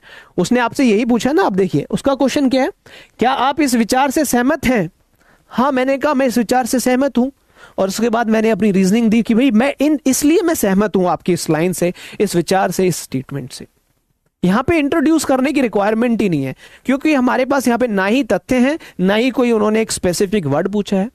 उन्होंने तो एक लाइन दे दी और उन्होंने ये खुद ने पूछा है क्या आप इस विचार से सहमत है, do you agree with the view that mens rea, yes yes start with this, yes I agree. अब मैं एग्री क्यों करता हूं उसकी कहानी मैंने बता दी है कि भैया ये रीजंस है। पहले मेंसरिया की डेफिनेशन मैंने दी, फिर मैंने थोड़ा सा कार्डिनल मैक्सिम्स बताई कि क्रिमिनल लायबिलिटी जो है, जो आपकी लैटिन मैक्सिम है एक्टस नॉन फेसिटरम निसी मेंसिटरिया, उसका मतलब होता है an act itself does not make a person guilty unless there intention is also guilty. फिर मैंने वाइडर सिग्निफिकेंस के बारे में बात की, जो गांगुली मोहन रेड्डी वाला केस है उसके बारे में थोड़ा सा मैंने रेफरेंस दी। It was held that mens rea is a loose term, पढ़ा था ना हमने, वाइडर रेंज है इसकी, राइट, लूज टर्म है, वाइड सिग्निफिकेशन के साथ कवर करती है broad spectrum of mental status and conditions, बहुत सारे मेंटल स्टेटस को कवर करती है अपने अंदर। तो ये जो मैंने हाँ भरी है उसके पीछे मैं रीजंस दे रहा हूं कि मैंने हाँ क्यों भरी है उस विचार से। अब देखो application in Bharatiya Nyaya Sanhita, unlike common law where mens rea is a general doctrine, in India it is a codified within the definition of offences. हर एक ऑफेंस के अंदर है ना मेंसरिया, हर एक ऑफेंस के अंदर मेंसरिया है आपके। तो हमने बताया कि भैया ये कोडिफाइड है इंडिया के अंदर और हर एक ऑफेंस के अंदर आपको मेंसरिया देखने को मिलेगी। BNS 2023 implements the doctrine of mens rea in 2 primary ways, जो मैंने अभी आपको पढ़ाया था, जनरल एक्सेप्शंस के माध्यम से और स्पेसिफिक डेफिनेशंस के माध्यम से। सेक्शन 14 से 44 आउटलाइन करता है कंडीशंस, जैसे मिस्टेक ऑफ फैक्ट है, इन्फेंसी है, अनसाउंडनेस ऑफ माइंड है। ये नेगेटिव मेंसरिया एंड प्रोवाइड करता है grounds for exemption from liability, negative mens rea है यहां पे। और दूसरा जो मेथड है वो है स्पेसिफिक डेफिनेशन। हर एक ऑफेंस की डेफिनेशन इंक्लूड करती है प्रिसाइज इविल इंटेंट, उस ऑफेंस के लिए बताती है कि इस ऑफेंस के लिए कैसी मानसिक अवस्था चाहिए, क्या मेंटल स्टेटस होना चाहिए, such as doing act dishonestly, fraudulently, knowingly, intentionally, हर एक ऑफेंस में मिलेगा देखने को, है ना। सो ये क्या है, स्पेसिफिक डेफिनेशंस अलग अलग प्रकार का क्या शो कर रही है, मेंसरिया शो कर रही है। तो ये वाली जो स्टेटमेंट है इसको सपोर्ट कर रहा है ये मेरा answer. Chameleon taking on different colour in different situation, so mens rea different colour in different situations, right. Mens rea changes with the definition of the offence. Offence बदल रहा है, मेंसरिया बदल रहा है। इलस्ट्रेशन, मैंने पहले क्वेश्चन का आंसर कर दिया, अब इलस्ट्रेशन दे रहा और मेरा कंक्लूजन ध्यान से देखिएगा, समझिएगा इस चीज को, बहुत जरूरी है। Illustration of different colours of mens rea, ये बहुत इंपॉर्टेंट है। अगर आप एग्जाम में ये चीज नहीं लिखेंगे तो आपका आंसर गलत हो जाएगा। विदाउट इलस्ट्रेशन आप समझा ही नहीं पाओगे कि डिफरेंट कलर कैसे आ रहा है मेंसरिया का, बताओ तो। सो मेंटल एलिमेंट्स जो है वो चेंज करता है अपना कलर, अपना नेचर। कलर नेचर ही होता है, ये ब्लैक है, ये व्हाइट है, राइट। और स्पेसिफिक ऑफेंस के साथ ये जो है बदलता है। जैसे एग्जाम्पल आप कुछ भी दे सकते हो, ये मैंने कुछ समझाने के लिए लिखे, आप कुछ भी लिख सकते हो। थेफ्ट लिखो, रॉबरी लिखो, रेप लिखो, कोई भी एग्जाम्पल आप लिखो, जरूरी नहीं है कि आप एज इट इज यही लिखो। ये सिर्फ आप लोगों को समझाने के लिए कि इस प्रकार से आपको एग्जाम में इलस्ट्रेशन लिखना है। जैसे मैंने मर्डर सेक्शन लिख दिया मैंने, और मैंने क्या लिखा यहां पे मेंसरिया का कलर क्या, the colour of mens rea here is specific intention, है कि नहीं? मर्डर में स्पेसिफिक इंटेंशन है कि नहीं, आप खुद बता दीजिए। तो मेंसरी का कलर कैसा है मर्डर की ऑफेंस के लिए? स्पेसिफिक इंटेंशन, किस चीज की? टू कोज डेथ या फिर knowledge. Death, the act is so imminently danger that it must in all probability cause death. अलग कलर है मेंसरिया का यहां पे, है कि नहीं? है ना बेटा। दूसरा मैंने लिखा थेफ्ट का एग्जांपल दिया, मैंने यहां पे बताया कि थेफ्ट के अंदर मेंसरिया एक अलग प्रकार से देखने को मिलता है। तो यहां कैसे मिलता है? The required mens rea is a dishonest intention. यहां डिसऑनेस्ट इंटेंशन है, यहां स्पेसिफिक इंटेंशन, डिसऑनेस्ट इंटेंशन है। अब डिसऑनेस्ट इंटेंशन किस चीज की है? To take movable property out of the possession of another person without consent. देखो यहां पे जो कलर ऑफ मेंसरिया वो चेंज हो गया। फोर्जरी में अलग प्रकार से है। Forgery requires the mens rea of dishonestly और फ्रॉडुलेंटली। दो कलर नजर आते हैं यहां पे, making a false document with intent to cause damage, injury और टू सपोर्ट अ क्लेम। और एक और एग्जांपल मैंने दिया, culpable homicide by negligence. Here mens rea is not an intention to kill, नहीं है ना भैया। नेग्लिजेंस क्या इंटेंशन है किसी को जान से मारने की? नहीं है। लेकिन क्या है स्टेट ऑफ माइंड मेरा यहां पे? रैश और नेग्लिजेंट है। तो यहां पे मेंसरिया का कलर अलग देखने को मिल रहा है। आप देखो ना चारों एग्जांपल में, specific intention, dishonest intention, dishonestly, fraudulently, यहां इंटेंशन नहीं है, यहां रैश और नेग्लिजेंट एक्ट है। सो क्या डिफरेंट कलर ऑफ मेंसरिया आपको नजर आ रहे हैं यहां पे? डिफरेंट कलर का मतलब यह नहीं है कि हरा, लाल, नीला। डिफरेंट कलर का मतलब है different nature of mens rea, right. Mental status change हो रहा है कि नहीं हो रहा है? से यस और नो। ट्रांसफर्ड मैलिस के केस में एक और एग्जांपल है, उदाहरण, if a person intend to cause death of one individual but accidentally causes the death of the another, law treats the mensaria as having transferred to the unintended victim, maintaining the same level of liability.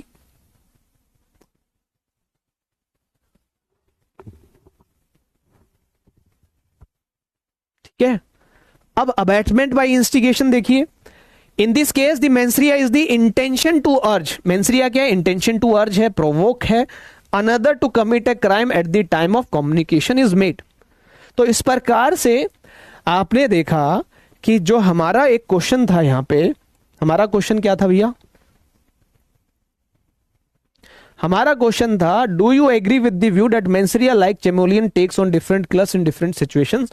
मैंने कहा हाँ। फिर इन्होंने कहा कि illustrations भी दो, कुछ एग्जांपल्स दो जिससे आप अपने आंसर को सपोर्ट कर सको, अपने उत्तर के समर्थन में उदाहरण दीजिए। मैंने कुछ उदाहरण दिए, जिन उदाहरण से ये मैंने लिखा इलस्ट्रेशन है ये डिफरेंट कलर के। देखिए मेंसरिया हर ऑफेंस में अलग अलग प्रकार से नजर आ रहा है। और लास्ट मैंने कंक्लूजन क्या लिखा? कंक्लूजन लिखना जरूरी है। तो मैंने लिखा the above illustrations make it clear that mens rea changes its form with each offence. हर अपराध के साथ अपना फॉर्मेट जो है, अपना नेचर जो है, अपना कलर जो है मेंसरिया बदल रहा है।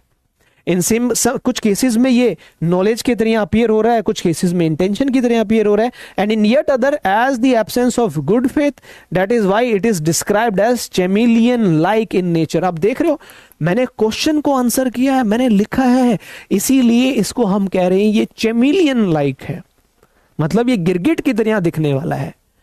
आप देखें क्वेश्चन को कैसे आंसर किया जा रहा है, ठीक है। because its existence can be inferred only from the conduct of the accused and attending circumstances. So ये आंसर है उस क्वेश्चन का. पूरे क्वेश्चन के आंसर के दौरान मैंने क्वेश्चन को साथ में रखा है, मैंने क्वेश्चन को नहीं छोड़ा ना. हर जगह मैं कहीं ना कहीं क्वेश्चन को बीच में लेके आ रहा हूं. पहले जब मैंने स्टार्ट किया तो भी मैं क्वेश्चन को आंसर कर रहा हूं अपने आंसर के अंदर, ठीक है. बीच के दौरान भी मैंने यहां पे लिखा डिफरेंट कलर, क्योंकि क्वेश्चन में पूछा था, मैंने आंसर किया, और कंक्लूजन में मैंने उसी चीज के ऊपर लाके कंक्लूड किया जिस चीज से मैंने स्टार्ट किया था. मैंने कहा था हाँ कि मेंसरिया जो है chameleon taking on different colour in different situations की तरह है, और मैंने कंक्लूजन में भी यही बात कही. This is a good answer, this is a perfect answer. Examiner आपका आंसर पढ़ेगा, खुश हो जाएगा कि जो पूछा बच्चे ने आंसर किया. यह समझना बहुत जरूरी है कि क्या पूछा गया और आप क्या आंसर कर रहे हैं. अब इसका हिंदी वर्जन दिखाता हूं. हिंदी वर्जन थोड़ा सा अलग हो सकता है, लेकिन आंसर यही रहेगा. हिंदी वाले स्टूडेंट्स ध्यान से देखिएगा. हाँ, दुराशय गिरगिट की तरह विभिन्न स्थितियों में अलग अलग रंग धारण करता है. विधिक दृष्टिकोण से इसका अर्थ यह है कि दुराशय कोई एक स्थिर अवधारणा नहीं, बल्कि यह अपराध की प्रकृति के अनुसार अपना स्वरूप बदल लेता है. बात लिख दी मैंने. फिर इस अवधारणा की विस्तृत व्याख्या निम्नलिखित है. इस प्रकार से मैंने इसके बारे में बताया. दुराशय का अर्थ क्या है और इसका सिद्धांत क्या है, यह बताना जरूरी है, सो दैट हम एक बैकग्राउंड दे सकें कि मेंसरिया है क्या, इसकी परिभाषा क्या है. सो हमने बताया दुराशय मेंसरिया एक तकनीकी शब्द है जिसका अर्थ है दोषपूर्ण मानसिक स्थिति, जिसको हम ब्लेमवर्थ मेंटल कंडीशन बोलते हैं. हाँ भाई, मेंस में लिखना पड़ेगा. कोई बड़ा आंसर थोड़ी है, छोटा सा आंसर है, लिखना पड़ेगा. आप इसको और छोटा करके लिख सकते हो. मैं तो आपको समझाने के लिए मैंने ज्यादा एग्जांपल दे दो, एग्जांपल दे दो. ठीक है. नहीं, ये नोट्स आपको पीडीएफ में मिलेंगे, आपको लिखने की जरूरत नहीं है. आपको समझना है, कॉन्सेप्ट समझना है और आंसर कैसे लिखना है ये समझना है. ये सब आपको पीडीएफ मिलेगा. देखो बेटा, कभी भी इस चीज पे मत जाइएगा कितने नंबर के लिए कितने पेजेस लिखने. नहीं, पेजेस कभी भी कॉम्पिटिटिव एग्जाम में पेजेस काउंट नहीं होते, वो सेमेस्टर एग्जाम में होते हैं. यहां पे क्वेश्चन का आंसर करना है, चाहे 2 लाइन में करो चाहे 10 लाइन में करो, क्वेश्चन का आंसर करना है. आगे चल के मैं और क्वेश्चन दिखाऊंगा. आपको जो क्वेश्चन पूछा गया उसका आंसर कर दीजिए. मैंने पूछा व्हाट्स योर नेम, आपने कहा my name is Navdeep Kaur, खत्म कहानी. मैंने कहा इंट्रोड्यूस यूर सेल्फ. अब आप ऐसे तो नहीं कह सकते my name is Navdeep Kaur, this is not a complete answer. Introduce yourself अपने आप ही लेंदी हो गया. क्वेश्चन समझे और फिर उसका आंसर करें. तो जो हिंदी में क्वेश्चन मैंने बताया उसका आंसर इस प्रकार से आप करेंगे. मौलिक सूत्र आप बताएंगे. आपराधिक कानून का आधारभूत सिद्धांत लैटिन मैक्सिम आप यहां पे सेम वही लिख रहे हैं, जिसका अर्थ है कि कोई कार्य स्वयं किसी व्यक्ति को तब तक नहीं दोषी बनाता जब तक कि उसका मन आशय दोषी ना हो. व्यापकता, केस का नाम, अगर आपको केस पता है तो केस लिख सकते हो. Yes, quality matters, quality over quantity. Quantity matter नहीं करती, यहां पे क्वालिटी मैटर करती बेटा. ठीक है. सो इस प्रकार से आप इसका आंसर करेंगे. और मैंने फिर भारतीय न्याय संहिता में क्रियान्वयक, भारतीय न्याय संहिता में दुराशय के सिद्धांत को 2 मुख्य तरीकों से लागू किया गया है जो इसके अलग अलग रंगों को दर्शाता है. देखो, जो अलग अलग रंगों को दर्शाता है.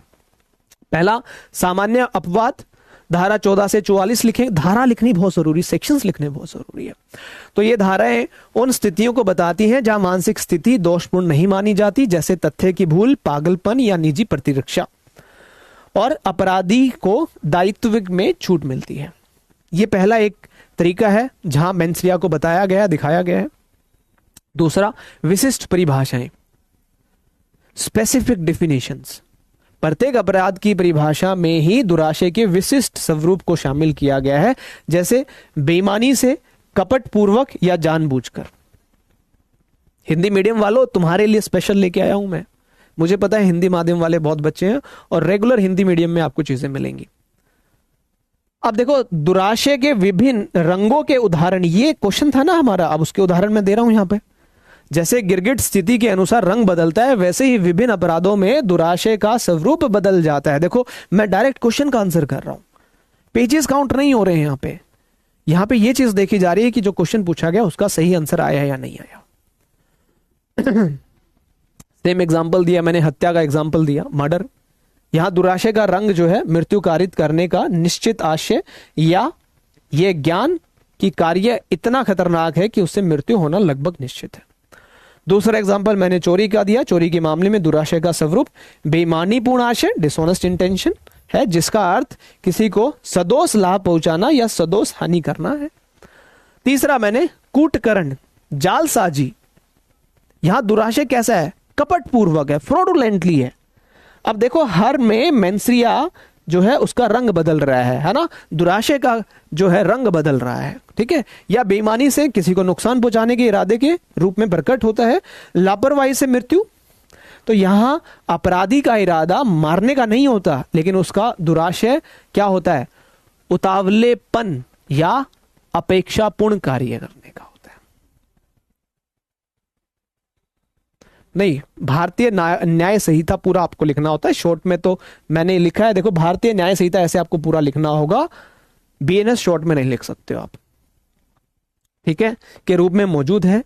अपमानजनक कृत्य करेंगे, यहां दुराशय का स्वरूप किसी महिला की लज्जा भंग करने का आशय या उसकी निजता में खलल डालना है। तो ये देखिए एग्जाम्पल्स सिर्फ मैं इसलिए दे रहा हूं क्योंकि क्वेश्चन में पूछा गया है। क्वेश्चन में ये पूछा गया है कि आप अपने आंसर को, क्वेश्चन देखेंगे आप दोबारा से, क्वेश्चन नहीं भूलना है, जब भी आंसर कर रहे हो आंसर करते हुए क्वेश्चन नहीं भूलना है। एक से दो एग्जाम्पल दे सकते हो, मैं तो आपको समझाने के लिए ज्यादा एग्जाम्पल दे रहा हूं। इस क्वेश्चन को हमेशा अपने उत्तर के समर्थन में उदाहरण दीजिए। तो मैं तो अपने जो मेरा आंसर है उसके समर्पण में उदाहरण दे रहा हूं, सो दैट एग्जामिनर को एक चीज समझ में आ जाए कि हाँ बच्चे को पता है, बच्चे को आंसर आता है। और लास्ट में निष्कर्ष, कंक्लूजन जरूर लिखें। उपरोक्त उदाहरणों से स्पष्ट है कि दुराशय हर अपराध के साथ अपनी शर्त बदल लेता है, कहीं यह ज्ञान है, कहीं आशय, तो कहीं सद्भाव की कमी। इसलिए इसे गिरगिट की तरह रंग बदलने वाला कहा गया है, क्योंकि इसकी उपस्थिति को केवल आरोपी के आचरण और परिस्थितियों से ही पहचाना जा सकता है। This is a perfect conclusion.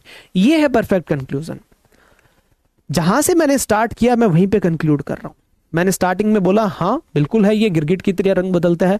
फिर बीच में मैंने सारी रीजनिंग दी कि मेंसरिया है क्या, भारतीय न्याय संहिता में कैसे मेंसरिया हम देख सकते हैं, कैसे कैसे बताया गया है। फिर मैंने उसके उदाहरण दिया और लास्ट में कंक्लूजन मैंने दिया कि उपरोक्त जो उदाहरण मैंने दिए हैं उन उदाहरणों से हमें ये समझ में आता है कि जो ये दुराशय है ये हर अपराध के लिए अलग अलग प्रकार से, कहीं ये ज्ञान के तौर पे, कहीं ये आशय के तौर पे, कहीं ये सद्भाव के तौर पे है। तो ये हो गया ना, गिरगिट की तरह रंग बदल रहा है। देखो हुआ कि नहीं हुआ, से यस और नो। क्लियर है यहां तक? अगर यहां तक चीजें क्लियर है तो एक बार कमेंट कर दीजिए CLC, क्लिनिक ऑल क्लियर लिख दीजिए। फिर हम आगे चलते हैं। सब मिलेगा बेटा, आपको टेंशन नहीं लेना है, ठीक है। ये सारे नोट्स आपको मिलेंगे, हिंदी मीडियम में भी मिलेंगे, इंग्लिश मीडियम में भी मिलेंगे, ठीक है जी।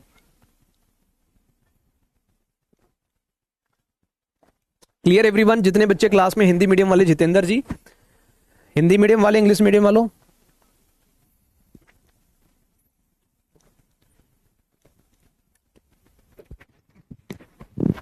आगे चलें और क्वेश्चन देखें। सो मेंस आंसर राइटिंग का सबसे पहला रूल क्या है? Understand the question. क्वेश्चन को समझो, क्वेश्चन में क्या पूछा गया है। ये मत देखो कि कितने नंबर का है, ये देखो पूछा क्या गया है और उसको कैसे आंसर किया जा सकता है। ये 6 नंबर का भी हो सकता है, 12 नंबर का भी हो सकता है। इतना ही लिखना है, क्योंकि हम सारी चीजें आंसर कर चुके हैं। जो पूछा गया उसका आंसर मैंने दे दिया, उसका मैंने जवाब दे दिया, उससे ज्यादा लिखने की आवश्यकता नहीं है। अगला क्वेश्चन देखिए, यूपी एपीओ में ही आया हुआ है ये भी। What are the different stages in the commission of a crime by a person? पहला क्वेश्चन ये पूछा कि डिफरेंट स्टेजेस क्या हैं क्राइम की। फिर कहता है how would you distinguish them inter alia? आप उन सबको अलग अलग कैसे डिफरेंशिएट करेंगे। फिर पूछता है विच ऑफ सच स्टेज और stages have been declared punishable under Bharatiya Nyaya संहिता। अब क्वेश्चन तो एक है, लेकिन इसके अंदर कितने क्वेश्चन पूछे गए हैं। हिंदी मीडियम वालों के लिए, किसी व्यक्ति द्वारा अपराध करने के विभिन्न चरण क्या हैं, आप उनके बीच पर स्वपर अंतर कैसे करेंगे। भारतीय न्याय संहिता 2023 के तहत इनमें से किस चरण या चरणों को दंडनीय घोषित किया गया है। बताया था मैंने आपको, इंटेंशन, प्रिपरेशन, अटेम्प्ट और कमीशन। आशय, आशय बताया, तैयारी बताया, प्रयत्न बताया और संपूर्णता बताई। हाँ, ये बहुत अच्छा पूछा है मानव ने। आपको मेंस आंसर राइटिंग के लिए वो टेस्ट सीरीज मिलेगी, वो सारी चीजें आपको बताई जाएंगी, कैसे आपको सबमिट करना है अपना आंसर। ठीक है मानव, आप अपना आंसर, आपको अलग से क्वेश्चंस दिए जाएंगे, आप उन क्वेश्चंस को लिख के सबमिट करेंगे, आपके आंसर्स चेक होंगे, चेक होके आपको फीडबैक मिलेगा, वो बैच के अंदर है, आपको बताई जाएंगी सारी चीजें, ठीक है। कैसे क्वेश्चंस मिलेंगे, कहाँ क्वेश्चंस मिलेंगे, उनके आंसर कैसे लिखने हैं, कैसे सबमिट करना है, फिर चेक होके आपके पास आएगा, चेक होके आपके पास आएंगे, आपको बताया जाएगा, आपको मॉडल आंसर्स भी दिए जाएंगे, जैसे मैं यहाँ पे दे रहा हूँ, सब मिलेगा। अब इसका आंसर कैसे किया हमने, तो हमने स्टार्ट किया, एक छोटा सा इंट्रोडक्शन दे देते हैं, जैसे बच्चे ने कहा कि इंट्रोडक्शन, मैंने कह दिया जनरली तो 4 प्रकार के डिस्टिंक्ट एंड सक्सेसिव स्टेजेस हैं किसी भी एक अपराध को करने के लिए, वही है 4, intention to commit, preparation, attempt to commit और the actual commission completion of the offence. लिख दी मैंने चारों चीजें, एक लाइन में लिख सकते हो, मैंने एक लाइन में लिखा है, आप पॉइंट बना के लिख सकते हो, आप इस प्रकार से लिख सकते हो, आप ऐसे लिख सकते हो, नंबर 1 आप लिख सकते हो इंटेंशन, जैसे मैंने सीधा लिख दिया ना। नंबर 2 आप लिख सकते हो प्रिपरेशन, क्योंकि पहला तो यही क्वेश्चन है ना इनका, what are the different stages in the commission of a crime by a person. तीसरा आप लिख सकते हो अटेम्प्ट, चौथा आप लिख सकते हो कमीशन। आप इनको एक एक लाइन में डिफाइन भी कर सकते हो, जैसे मैंने आपको स्टार्टिंग में बताया था ना, ये डिफाइन करके देखो।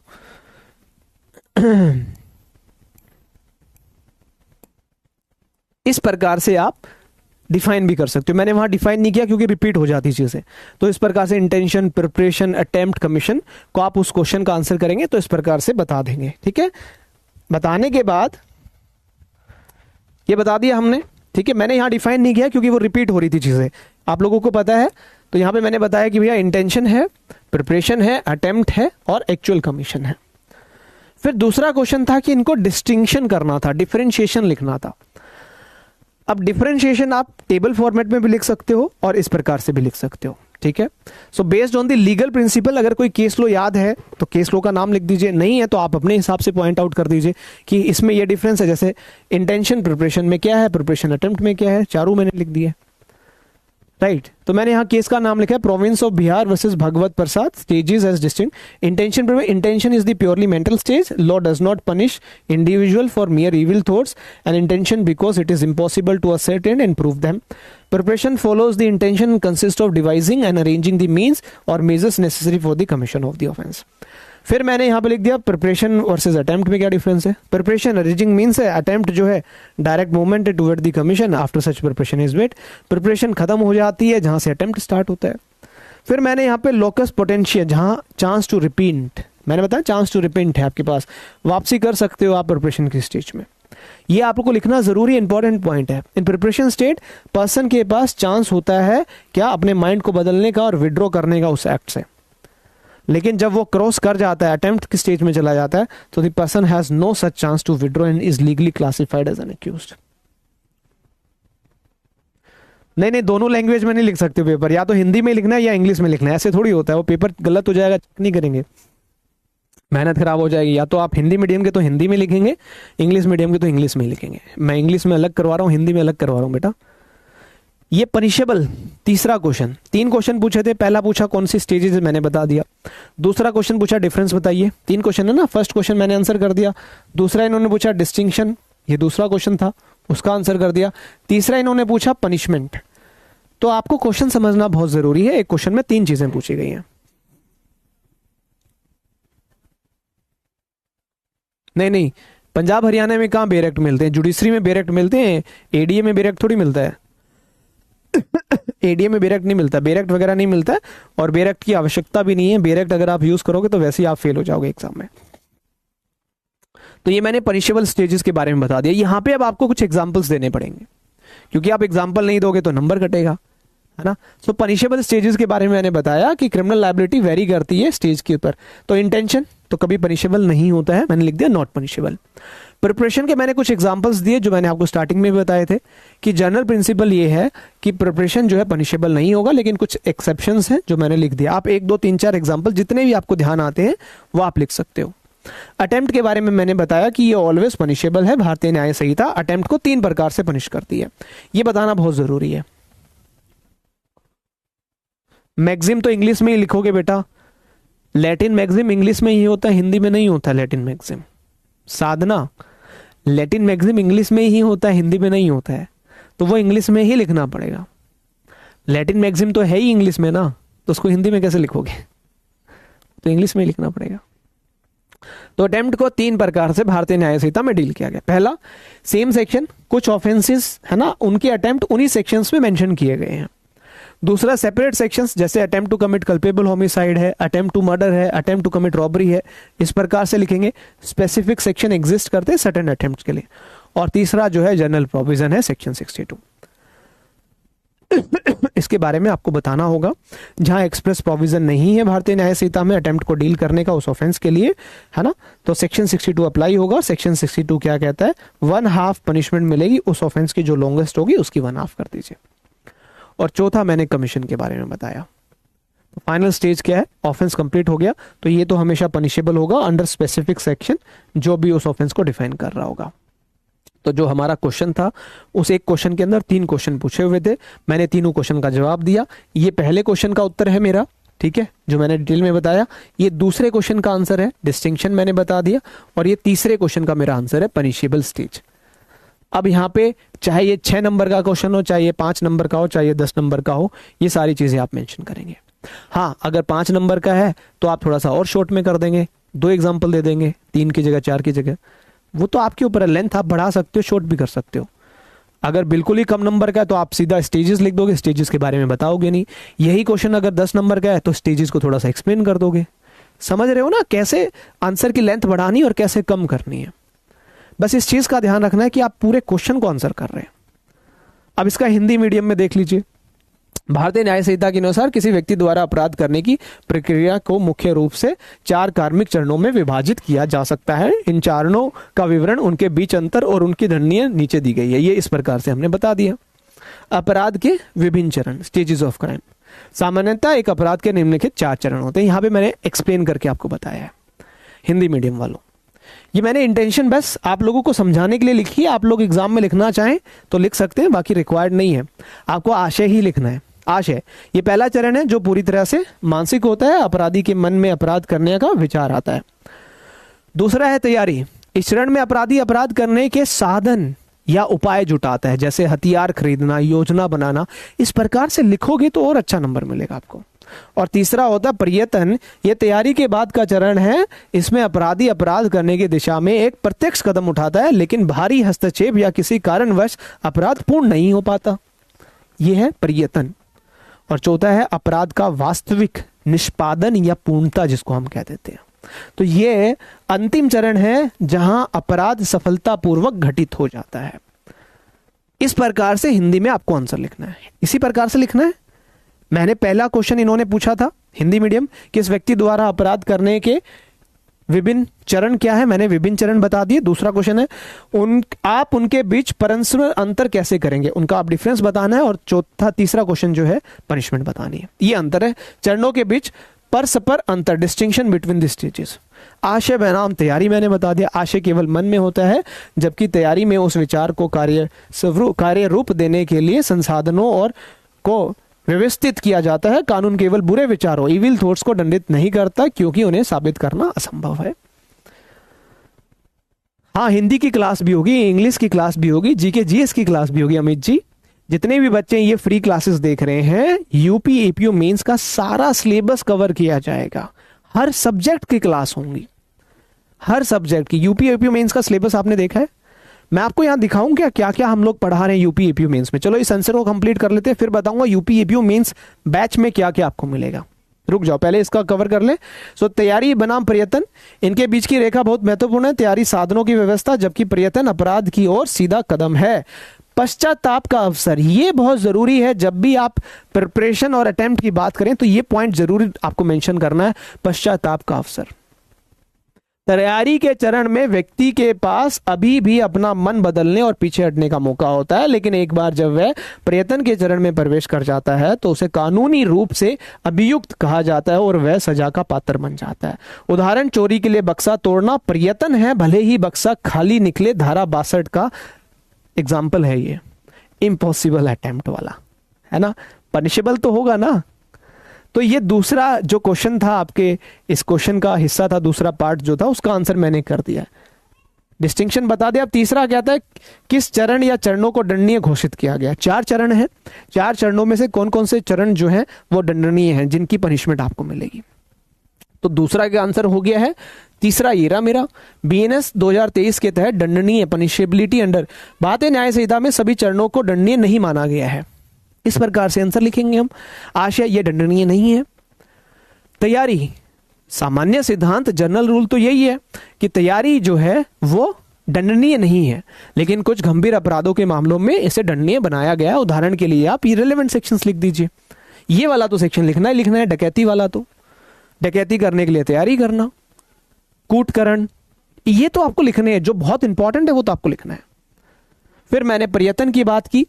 प्रयत्न हमेशा दंडनीय होता है। बीएनएस इससे 3 तरीकों से निपटता है। पहला है समान धारा, जहां अपराध और उसके प्रयत्न की सजा एक ही धारा में दी हुई है। अलग धारा है काफी। सो कुछ अपराधों के प्रयत्न के लिए विशेष धारा है, जैसे हत्या का प्रयत्न सेक्शन 109 है धारा, या आपराधिक मानव वध का प्रयत्न धारा 110 है। सामान्य प्रावधान रेसिड्यूरी प्रोविजन जो धारा 62 कहती है। सो जहां कोई विशिष्ट मतलब जो कोई एक्सप्रेस प्रोविजन नहीं है, वहां धारा 62 लागू होगी। और धारा 62 के बारे में आप थोड़ा सा यहां पे बताएंगे। इसके तहत अपराधी को उस अपराध के लिए निर्धारित अधिकतम कारावास की आधी अवधि तक की सजा दी जा सकती है। और आखिरी चरण जो है हमारा वो है पूर्णता, जिसको हम कमीशन बोलते हैं। अपराध के पूर्ण होने पर उससे संबंधित विशिष्ट धाराओं के तहत दंडित किया जाता है। बताओ, जो क्वेश्चन पूछा था उस क्वेश्चन का आंसर किया कि नहीं किया हमने? फिर अगले क्वेश्चन पे चलेंगे। हो गया ना बेटा? वो क्वेश्चन जो क्वेश्चन ये हमने पढ़ा था, इस क्वेश्चन के अंदर 3 क्वेश्चन छुपे हुए थे, तो तीनों क्वेश्चन को हमने उसी सीक्वेंस में आंसर कर दिया। बताइए नंबर मिलेंगे नहीं मिलेंगे? 100% नंबर मिलेंगे। अब मैं आप लोगों को एक बार बता देता हूं, आप में से कितने स्टूडेंट हैं जिन्होंने यूपी बैच में एनरोल किया, और कितने बच्चे हैं जो सिर्फ अभी डेमो क्लास ले रहे हैं? 1 मिनट दीजिएगा, आपकी स्क्रीन ब्लैक हुई होगी, उसके पीछे एक रीजन है, तो आप 1 मिनट के लिए होल्ड कीजिएगा, आपकी स्क्रीन दोबारा से ठीक हो जाएगी। बताइए मुझे कितने बच्चे हैं जो सिर्फ डेमो क्लास अभी अटेंड कर रहे हैं, और कितने बच्चे हैं जिन्होंने बैच में एनरोल कर लिया है? आवाज आ रही है आपको बट स्क्रीन ब्लैक है? 1 सेकंड दीजिए बस।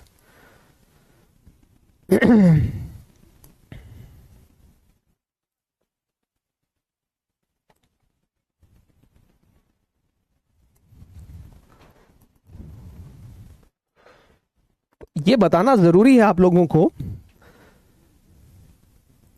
चले, जिन बच्चों ने एनरोल किया बहुत अच्छा, जिन्होंने एनरोल नहीं किया ध्यान से सुनिए। अभी तक काफी बच्चों को यही नहीं पता UP APO main success batch में क्या हम करवा रहे हैं।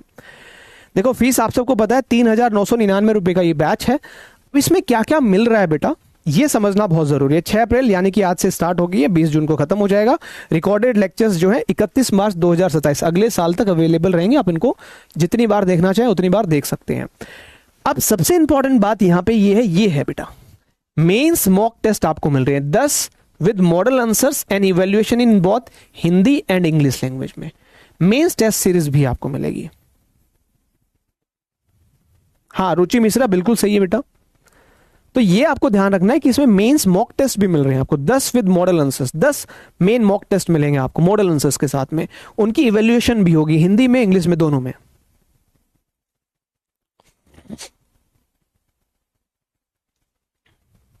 हाँ, मानव उसमें भी है, ठीक है।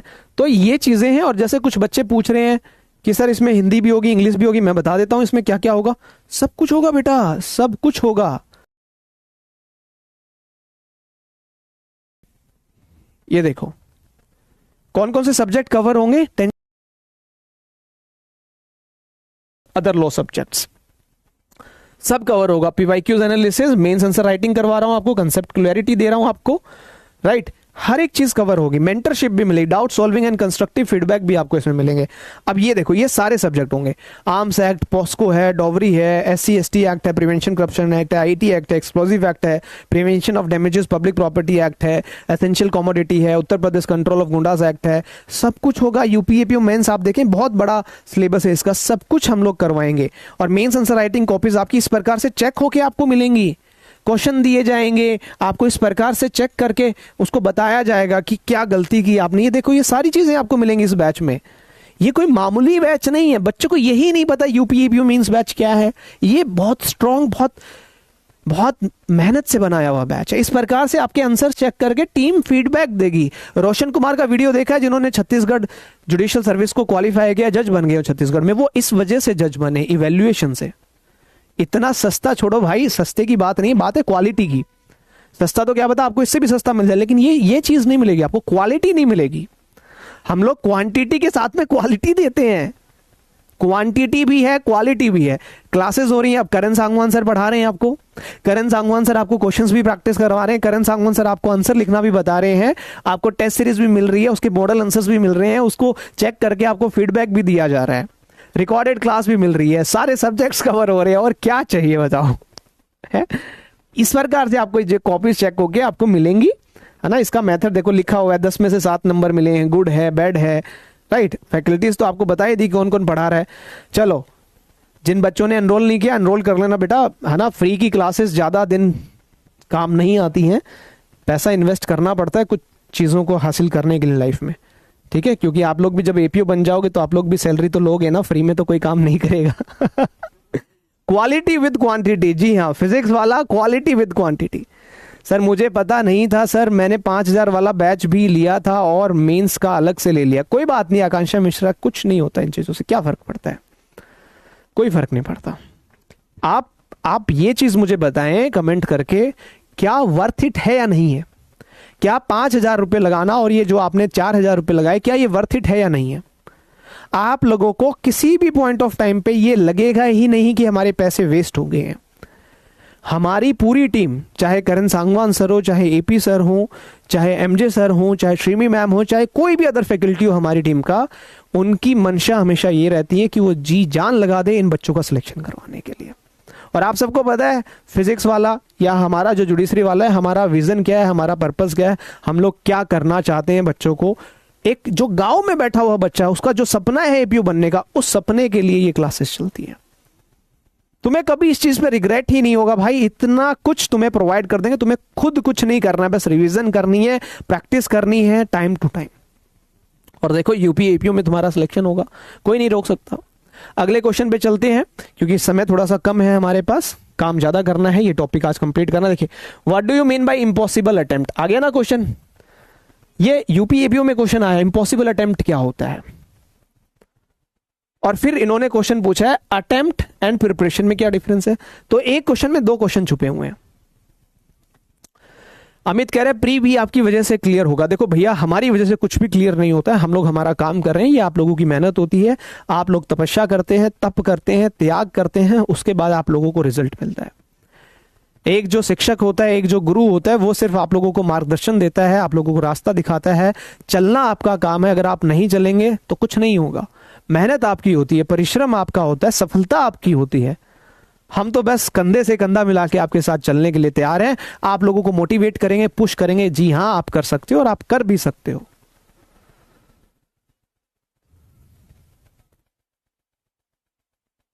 कोई बात नहीं रुचि मिश्रा, पुराने रिकॉर्डेड क्लासेस देख लीजिए, कोई प्रॉब्लम नहीं है। मानव कह रहे हैं सर आप कौन कौन सा सब्जेक्ट कराएंगे। अभी तो भारतीय न्याय संहिता करवा रहा हूं, आगे कुछ पता लगेगा तो बता दूंगा, ठीक है जी। तो ये क्वेश्चन है, असंभव प्रयत्न में से आप क्या समझते हैं, प्रयत्न और तैयारी के बीच अंतर स्पष्ट कीजिए। तो एक क्वेश्चन में 2 क्वेश्चन पूछे हुए हैं, इसका आंसर कैसे करेंगे, वही मेथड यूज करेंगे जो मैंने आपको बताया। तो पहले हम लोग इंट्रोडक्शन छोटा सा, कि भारतीय न्याय संहिता के अंदर जो कॉन्सेप्ट है इम्पॉसिबल अटेम्प्ट का, एंड जो डिस्टिंक्शन है प्रिपरेशन एंड अटेम्प्ट का, वो फाउंडेशनल है डिटरमाइन करने के लिए क्रिमिनल लायबिलिटी को। छोटा सा इंट्रोडक्शन मैंने आपको दिया। फिर मैंने इम्पॉसिबल अटेम्प्ट लिखा, क्योंकि भारतीय न्याय संहिता में कहीं पे इम्पॉसिबल अटेम्प्ट डिफाइन नहीं किया गया है, नहीं डिफाइन किया गया ना। अब जिस बच्चे ने कभी पढ़ा ही नहीं होगा, समझा ही नहीं होगा, कैसे समझेगा। देखो, तो मैंने लिखा इम्पॉसिबल अटेम्प्ट क्या है। तो यहां मैंने बताया कि impossible attempt occurs when a person with a specific criminal intent perform an act towards the commission of a crime that is factually impossible to complete. एक ऐसा, हिंदी में चलो आगे बताऊंगा, इंग्लिश वालों को बता देता हूं पहले। तो while the word attempt को कहीं पे भी डिफाइन नहीं किया गया है। Legal principle establish that a person can be held guilty of an attempt even if the act itself was impossible to execute. Legal basis this is primarily governed section 62 मैंने बताया, सेक्शन तो लिखोगे, नहीं लिखोगे तो नंबर नहीं मिलेगा। Which punishes attempt to commit offences punishable with imprisonment, जहां एक्सप्रेस प्रोविजन नहीं है उनके अटेम्प्ट के लिए। अब देखो मैंने इलस्ट्रेशन दिया है यहाँ पे, इलस्ट्रेशन किस चीज के लिए दिया है, ताकि मैं इम्पॉसिबल अटेम्प्ट को समझा सकूं। और ये इलस्ट्रेशन आपके भारतीय न्याय संहिता की बेरक से ही उठा के दिया, मैंने कोई अपनी तरफ से नहीं बनाया, क्योंकि आपके बेरक में दिया हुआ इम्पॉसिबल अटेम्प्ट का इलस्ट्रेशन। इम्पेटी ज्वेल बॉक्स आप सबने पढ़ा भी होगा। If A break open a box to steal jewels but finds it empty, is guilty of an attempt to commit theft because he performed an act towards the commission. एक खाली box में उसने हाथ डाला चोरी करने के लिए, चोरी तो हो ही नहीं सकती थी, इम्पॉसिबल अटेम्प्ट है, क्या वो गिल्टी होगा? बिल्कुल होगा। दूसरा एग्जांपल एम्प्टी पॉकेट वाला, if A thrust his hand into जेट्स pocket to pick it but finds nothing there, A is guilty under section 62, impossible attempt. Judicial reasoning, अगर आपको कोई केस लो ध्यान आ रहा है तो आप केस लो लिख दीजिए, अगर ध्यान नहीं आ रहा तो कोई समस्या नहीं है उसमें, क्योंकि आपको ध्यान हो मैंने स्टार्टिंग में आर वर्सेस शिवपुरी का केस बताया था इम्पॉसिबल अटेम्प्ट में। ये देखो, जो पढ़ाऊंगा रेलेवेंट पढ़ाऊंगा, नहीं तो नहीं पढ़ाऊंगा, काम की बातें बताऊंगा जो आपके एग्जाम के लिए इंपॉर्टेंट होगी। R versus Shivpuri, accused punished for his guilty mind even the act is impossible, impossible attempt के ऊपर है सेक्शन 62, आर वर्सेस शिवपुरी का केस। आ जाइए वापस बेटा, जितना करवा रहा हूं ना इतना कर लोगे ना, तुम्हारा सिलेक्शन कोई नहीं रोक सकता। सो the crucial aspect in these cases is the belief of the person and the intention preceding the action. In the landmark case of R versus Shivpuri, it was noted that an accused is punished for their guilty mind even if the actual act committed is innocent, impossible, such as belief a substance is prohibited drug when it is actually harmless vegetable matter. फिर उन्होंने कहा preparation और attempt में differentiation बताना है, तो मैंने यहाँ पे प्रिपरेशन और अटेम्प्ट में डिफरेंशिएशन बता दिया। और लास्ट में मैंने फिर कंक्लूजन जरूर लिखा है मैंने, देखिए In conclusion, an act is merely preparation if it must followed by other act to reach the commission. It becomes an attempt when it leads inequitably to the commission of the offense unless interrupted by something unforeseen or unintended. इस प्रकार से आप जो है table के form में preparation और attempt के अंदर अंतर आप बताएंगे तो अच्छा स्कोर आपको मिलेगा। ठीक है बेटा, ठीक है जी।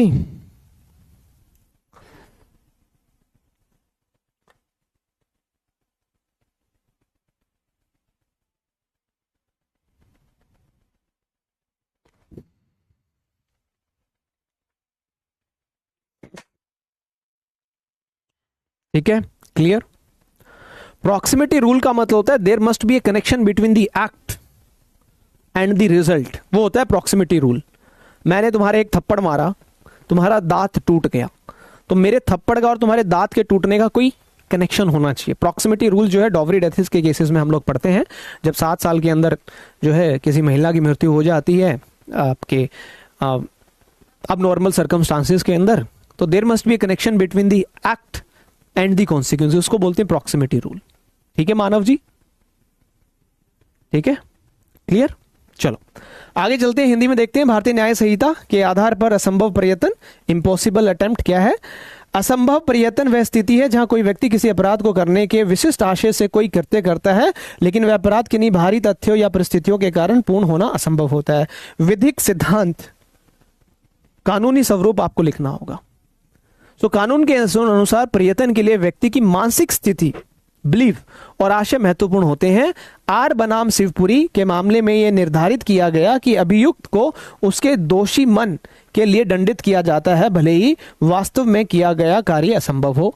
बीएनएस के दृष्टांत बता दीजिए, एग्जांपल्स बता दीजिए। खाली संदूक वाला, खाली जेब वाला, ठीक है। तो मैंने यहां पे बता दिया है, ए कुछ गहने चुराने के लिए एक संदूक तोड़ता है लेकिन संदूक खाली मिलता है। यहां ए ने चोरी करने की दिशा में कार्य किया, इसलिए वह धारा 62 के तहत दोषी होगा। खाली जेब, ए चोरी करने के लिए जेड की जेब में हाथ डालता है लेकिन जेब में कुछ नहीं मिलता, यहां भी ए प्रयत्न के लिए दोषी होगा। अटेम्प्ट, इम्पॉसिबल अटेम्प्ट है। विष के स्थान पर चीनी, ए बी को मारने के आशय से उसे चीनी खिलाता है, यह विश्वास करते हुए कि वह विष है।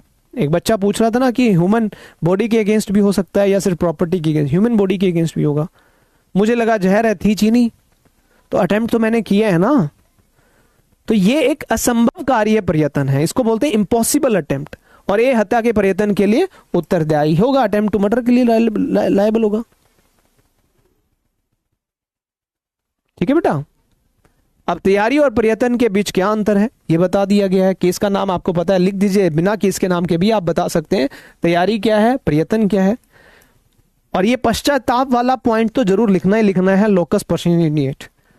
और निष्कर्ष जरूर लिखें, यदि कोई कार्य केवल संसाधनों को जुटाने तक सीमित है तो वह तैयारी है, लेकिन यदि वह कार्य अनिवार्य रूप से अपराध के निष्पादन की ओर ले जाता है जब तक कि कोई अनपेक्षित बाधा ना आए तो वह प्रयत्न बन जाता है।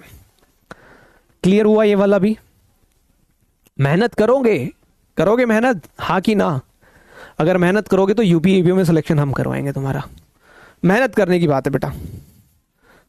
अगर आप जो है मेहनत करने के लिए तैयार हैं तो हम सिलेक्शन करवाने के लिए तैयार हैं। ये जो पढ़ा रहा हूं डेली प्रैक्टिस करना है, डेली पढ़ना है, डेली इस टॉपिक को साथ के साथ कवर करते चलना है।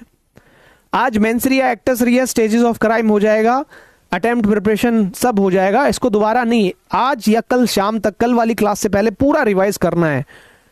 जितनी मेहनत करोगे उतनी बड़ी कामयाबी मिलेगी। अगले क्वेश्चन पे चलते हैं। अब ये सिचुएशन बेस्ड क्वेश्चन देखिए। K breaks open Y's box in order to steal some jewels, but finds that there are not jewels in it. State whether K has committed any offense. जो अभी illustrations मैंने आपको पढ़ाए वही question पूछ लिया गया एग्जाम में, सिचुएशन बेस्ड क्वेश्चन है। K कुछ आभूषण चुराने के लिए Y का बक्सा तोड़कर खोलता है, लेकिन पाता है कि उसमें कोई आभूषण नहीं है। बताइए कि क्या K ने कोई अपराध किया है? क्या बताना है? लायबिलिटी बतानी है आपको। बताओ किया है कि नहीं किया?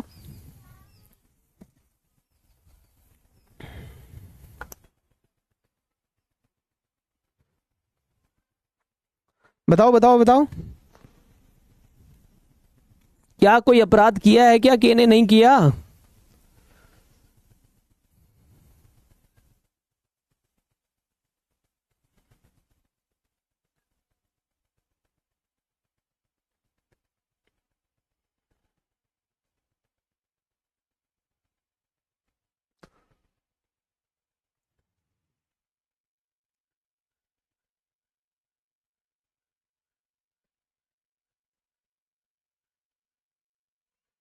बताओ।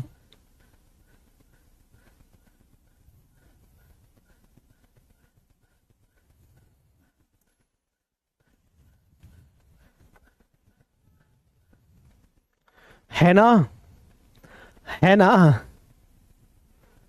ठीक है, तो बस वही मैंने इंग्लिश में लिखा है। मैंने कहा yes, K has committed the offence of attempt to commit theft. तो उसके साथ मैंने इसको आंसर को एक्सप्लेन किया है। थेफ्ट के लिए है तो थेफ्ट के मुझे एसेंशियल, देखो बच्चे ने कहा, आकांक्षा ने कहा अटेम्प्ट टू थेफ्ट के लिए है सर, तो स्पेसिफिक आपको बताना होगा। मैंने बताया कि लायबल होगा section 303 sub section 2 read with section 62। Detailed यहां पे हमने बता दिया, एसेंशियल्स बताए हमने थेफ्ट के एसेंशियल्स हमने बताए। जरूरी है बताने, क्योंकि जब तक आप किसी के एसेंशियल इंग्रेडिएंट्स नहीं बताओगे आप ऑफेंस कैसे कॉन्स्टिट्यूट कर पाओगे। तो हमने यहां बताया सेक्शन 303 सब सेक्शन 1 ऑफ भारतीय न्याय संहिता के अकॉर्डिंग 5 एसेंशियल एलिमेंट्स है।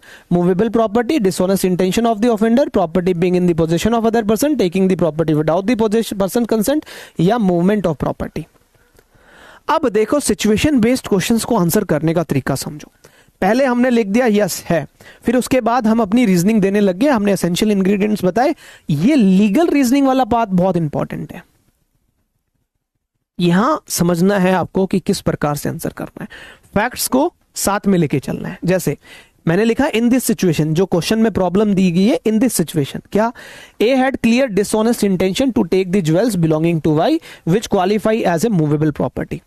अब देखो मैं क्या कर रहा हूं, मैं एसेंशियल इंग्रेडिएंट्स को जो फैक्ट्स दिए हुए क्वेश्चन में उनके साथ कनेक्ट कर रहा हूं, मिला रहा हूं, लॉ की एप्लीकेशन में कर रहा हूं तथ्यों के ऊपर, राइट।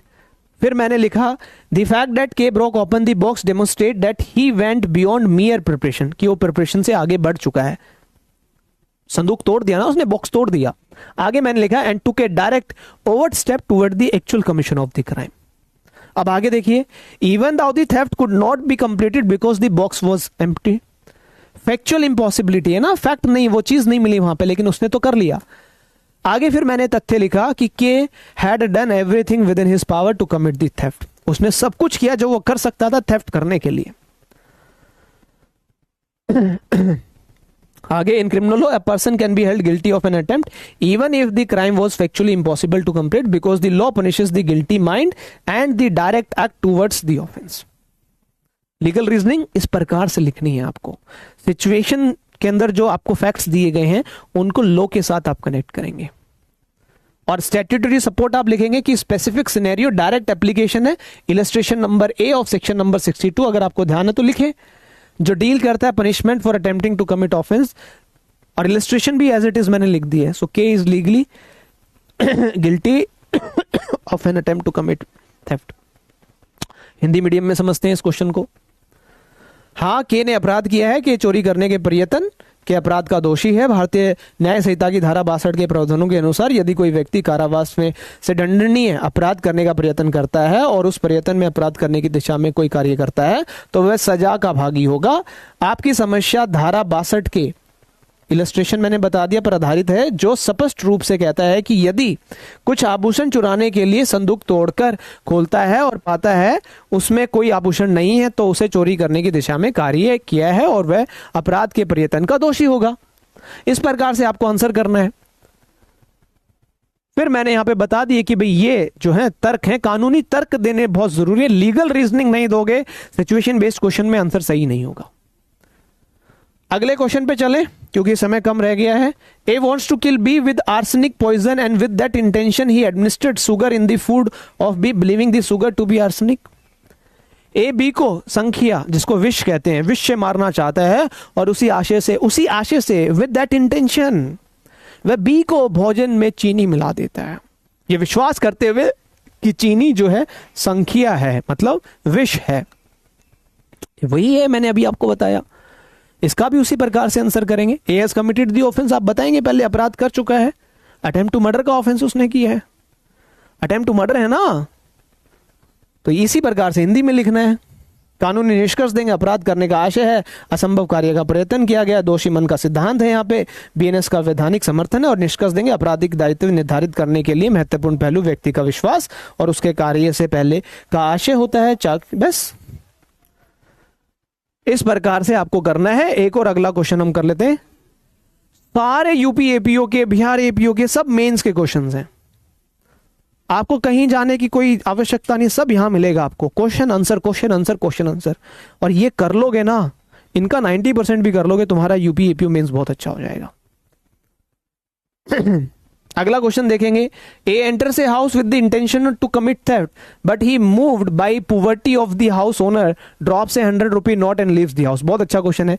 ए चोरी करने के आशय से एक घर में प्रवेश करता है लेकिन वह घर के मालिक की गरीबी देखकर दर्वित होकर 100 रुपए का नोट छोड़ देता है और घर से बाहर निकल जाता है। कौन सा अपराध किया है? ये तुम्हारा होमवर्क है, ठीक है, ये तुम्हारा होमवर्क है।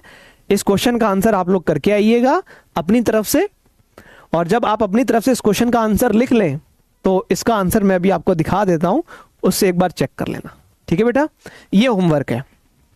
एक क्वेश्चन का आंसर तो खुद भी करोगे ना, ठीक है। जितने भी बच्चे देख रहे हैं, जो डेमो के तौर पे देख रहे हैं या जो एनरोल्ड बच्चे हैं, ये क्वेश्चन जो है इसका होमवर्क आप करके आएंगे। जो मैंने अभी तक आपको बताया है उसी तरीके से आप इसका आंसर करेंगे। आंसर करने के बाद उस आंसर को चेक कैसे करेंगे? करोगे कि नहीं करोगे होमवर्क, हाँ कि ना? से यस और नो।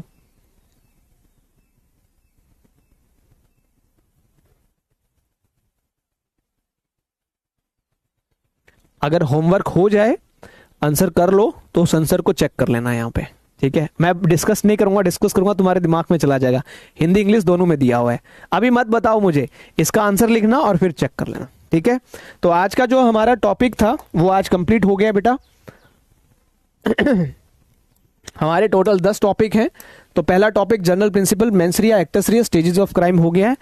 इसके बारे में हमने डिस्कस कर लिया, इसके क्वेश्चंस हमने प्रैक्टिस कर लिए हैं, मॉडल आंसर्स हमने बता दिए आपको, सारी चीज़ें बता दी हैं। तो कल हम joint liability, common intention, common object करेंगे। अगर कुछ समय बचेगा तो और कुछ क्वेश्चंस करेंगे, है ना। तो इसी प्रकार से भारतीय न्याय संहिता, टोटल आपके 10 लेक्चर्स होंगे, 10 लेक्चर्स में आपकी भारतीय न्याय संहिता कंप्लीट हो जाएगी, है ना। नेक्स्ट फ्राइडे को आपकी लास्ट क्लास होगी, ठीक है जी। कैसा रहा आज का सेशन? अगर कोई डाउट है तो आप लोग पूछ सकते हो, और एक बार जरूर फीडबैक जरूर देना मुझे कि सेशन कैसा रहा भारतीय न्याय संहिता का। इंटरेस्टिंग था? समझ में आया? लग रहा है कि यूपी एपीओ मेंस क्वालिफाई कर जाओगे अब? हाँ जी, कैसा अनुभव रहा? चलो मैं आप लोगों के साथ बैठ के कुछ बातें डिस्कस कर लेता हूं। जी बताइए।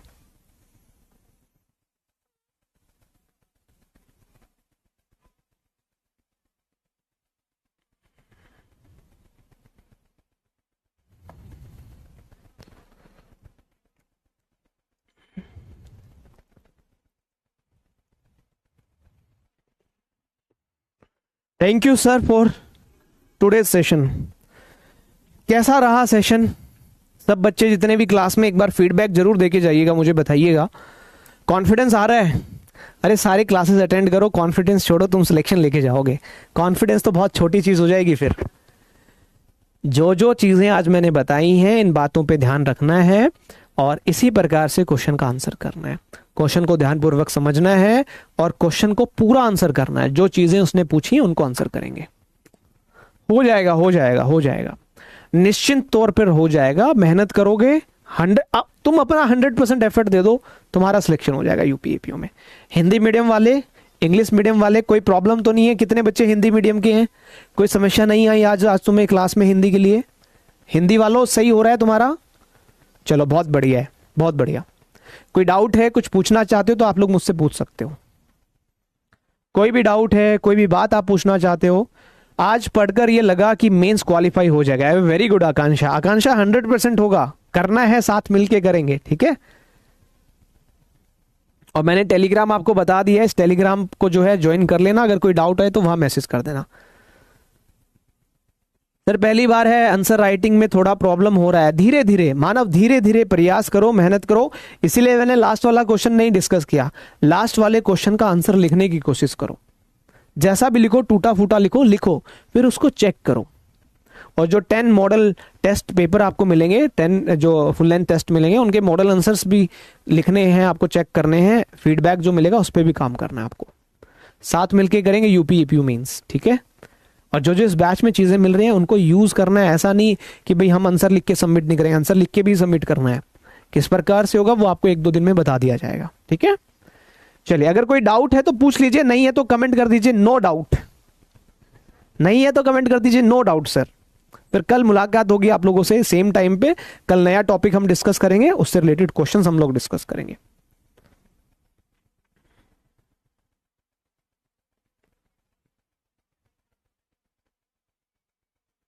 चलिए, क्लास खत्म होने के बाद आपके पास फीडबैक देने का ऑप्शन आता है। 5 स्टार मैक्सिमम होता है।